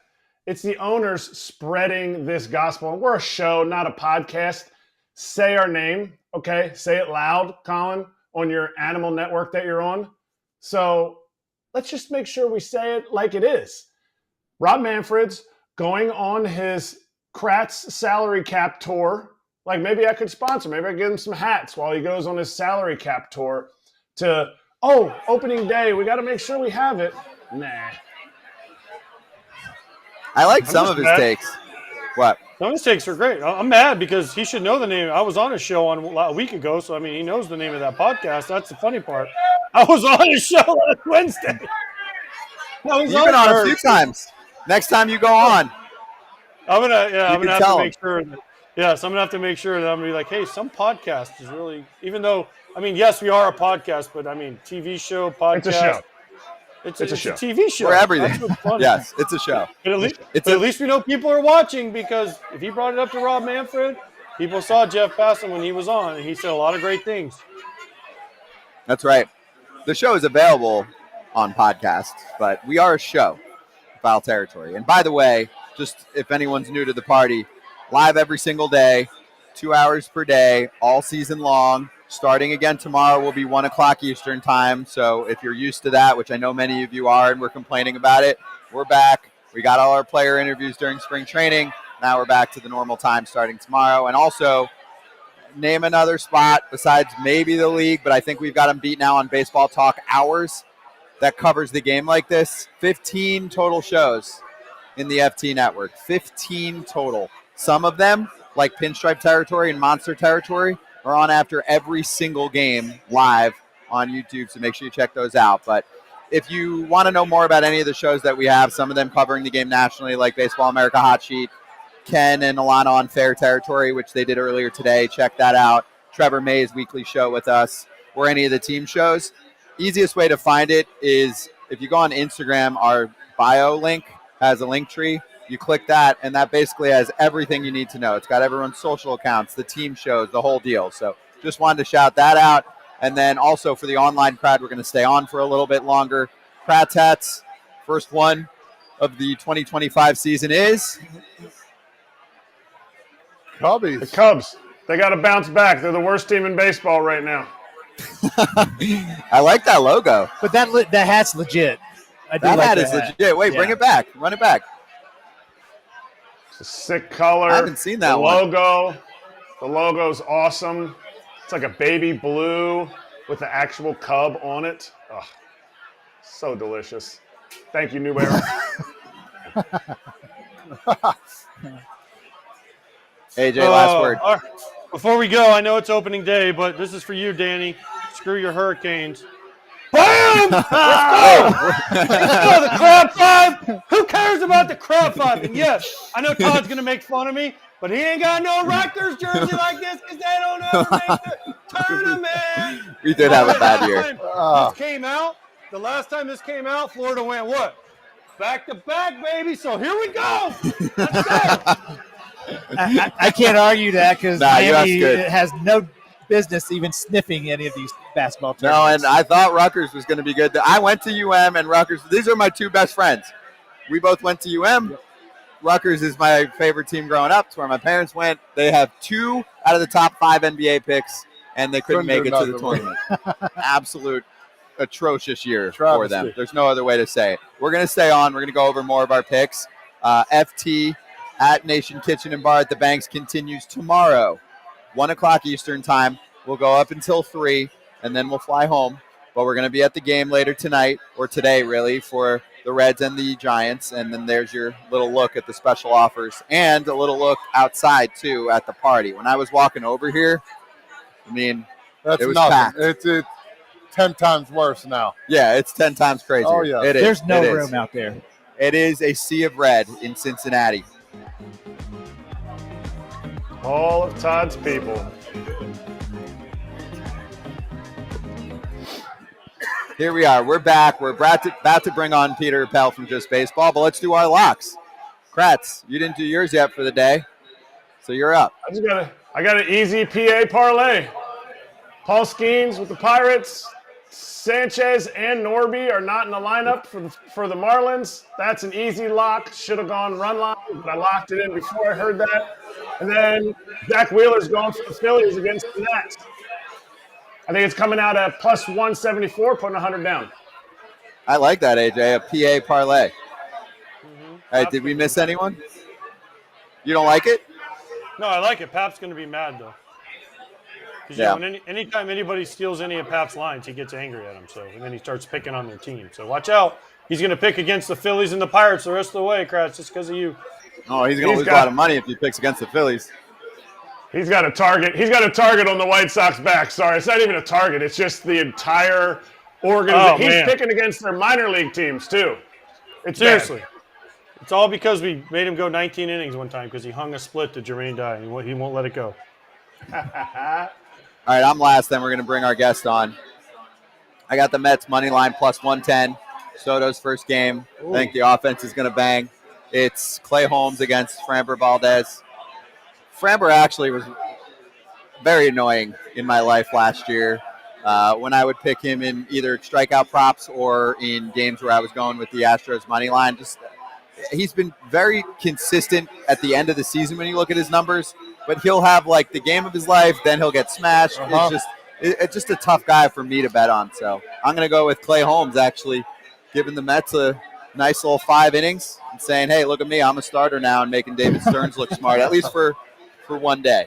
So let's bring in our last guest of the day. Peter Appel is joining us from Just Baseball. Good to see you. Yeah, good to be here, guys. Opening day. It just stinks that we got to share it with the Sweet 16, but I'm glad we got baseball finally, even though we already had Cubs-Dodgers, which was awesome. Opening day. Yes, let's go. All right, so AJ's got a little message You just for egged you, him by the on way. some more. Oh, great. Give us run through picks for By the way, us. hold on. What the heck kind of jersey is that? What does he have on? What is that jersey he has on? The BetMGM BetMGM. Reds. Button that thing up. Button that thing up so we can see it. Tell them how to do for it. you. Let me get nice and proper for you while I give you these picks for the day. I am looking at the Astros versus the Mets under 8 runs. That's my favorite pick of the day.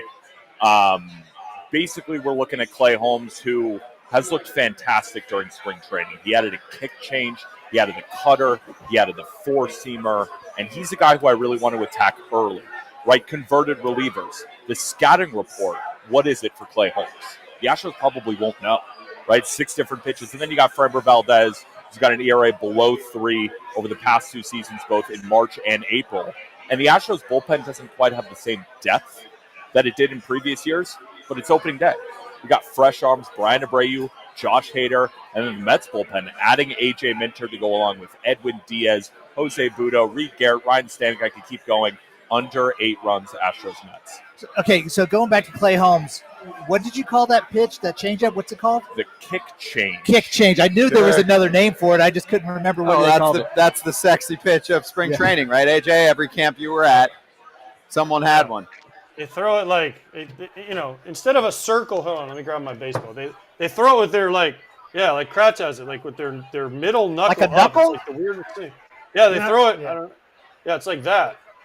So they have all their fingers down. Danny, think about it like, because the knuckle is pushing it farther back in your hand, and it's for guys who can't pronate and let the changeup roll off of the 3 fingers. So they stay supinated, and it comes in like this, and it kills a ton of the spin. So have you guys tried to throw that at all, like just messing around? Every day. I'm a catcher, of course. Every day when I throw my bullpens. Is it hard to do? I touched the ball in years. I throw a ball every single day. I'm always trying it. It's hard, but I can supinate. So I throw the Vulcan. So that's my changeup. I'm sticking with it. I'm not changing at this point in my career. I love it. I love it. Better question is, can Peter throw the kick change? That's what I want to know. Of course I can. I've been working on it all offseason, just like you guys. He looks like when I get back to Florida, he looks like Paul Skeens, so he's going to throw the splinker. Him and Paul Skeens are twins. Speaking of Paul Skeens, yes. I have a bet in that Pirates-Marlins game, but it's kind of mean. Okay. It's kind of rude. Derek Hill cannot hit right-handed pitching at all. I mean, the Marlins, with the sell-off, they've sent a couple of their guys. So Derek Hill is the soft side of a platoon, right? He's good against left-handed pitching. Normally, he's not in everyday lineups against righties, but with the Marlins, he is. He has, for his career, a 36 WRC plus against righties, which means he is 64% worse than league average. Good luck against Paul Skeens.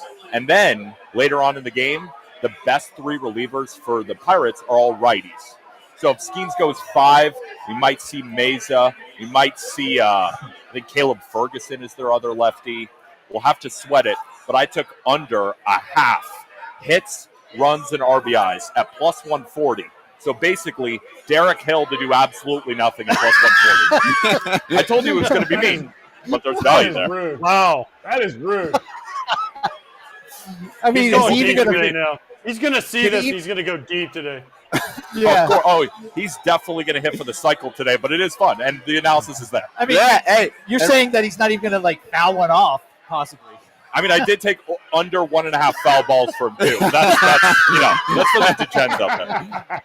Amazing. All right, so give us something else. What do you have? Either something else for today, or what did you look out for the season that you locked in? Well, I can give you 2 quick. Sonny Gray over 5.5 strikeouts. The dude is on a 10-inning scoreless streak on opening day. The last time he allowed a run on opening day was 2022. Former team, right? He's pitching against the Twins. A lot of strikeouts in that lineup. It's over 5.5. I really like it. Been over 24 of his last 28 starts dating back to last season. In terms of a future, I mean, we're in Cincinnati. Reds 80-plus wins. Yeah. CES, Christian Encarnacion Strand is going to be the X factor this year. 30-plus home runs at plus 400.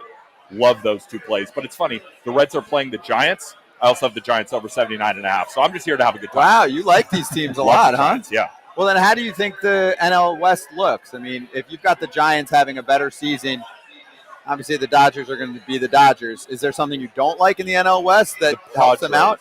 The Padres. You think they're going to take a big step back? Not a huge step back. I have them projected for 83 wins. So based off last year, that would be a 10-win drop. But this was a team with a ton of magic last year. But it does seem like in the offseason, it's not the typical A.J. Preller making all the big moves, trading for everybody. They might be trading away guys, whether that be Luis Arias, Dylan Cease, Michael King. So even right now, this team is probably not going to look the same come deadline time. And it's just, there's no Profar anymore. There's none of that magic. The rotation, it's very top-heavy, too. I think they take a step back. I think the Giants end up finishing third, D-backs second, Dodgers first. Padres are still a good team. It's a great division. 83 wins, I'd say. Okay, cool. Well, thanks for stopping by. Enjoy your dream matchup of opening day, Reds and Giants. And we are going to do the same.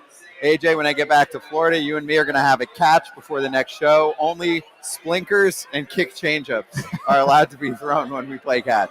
Good luck. The Gators in the lake are going to get all of the baseballs. But happy opening day to you. You too, guys. Thanks for having us. Enjoy Cincinnati, and I'll see you guys next week. Yes, we will see Go you then. Florida. Have a good call on Saturday. Kratz, good to see you. And we'll see everyone tomorrow, 1 o'clock Eastern time on FT. Make some cash.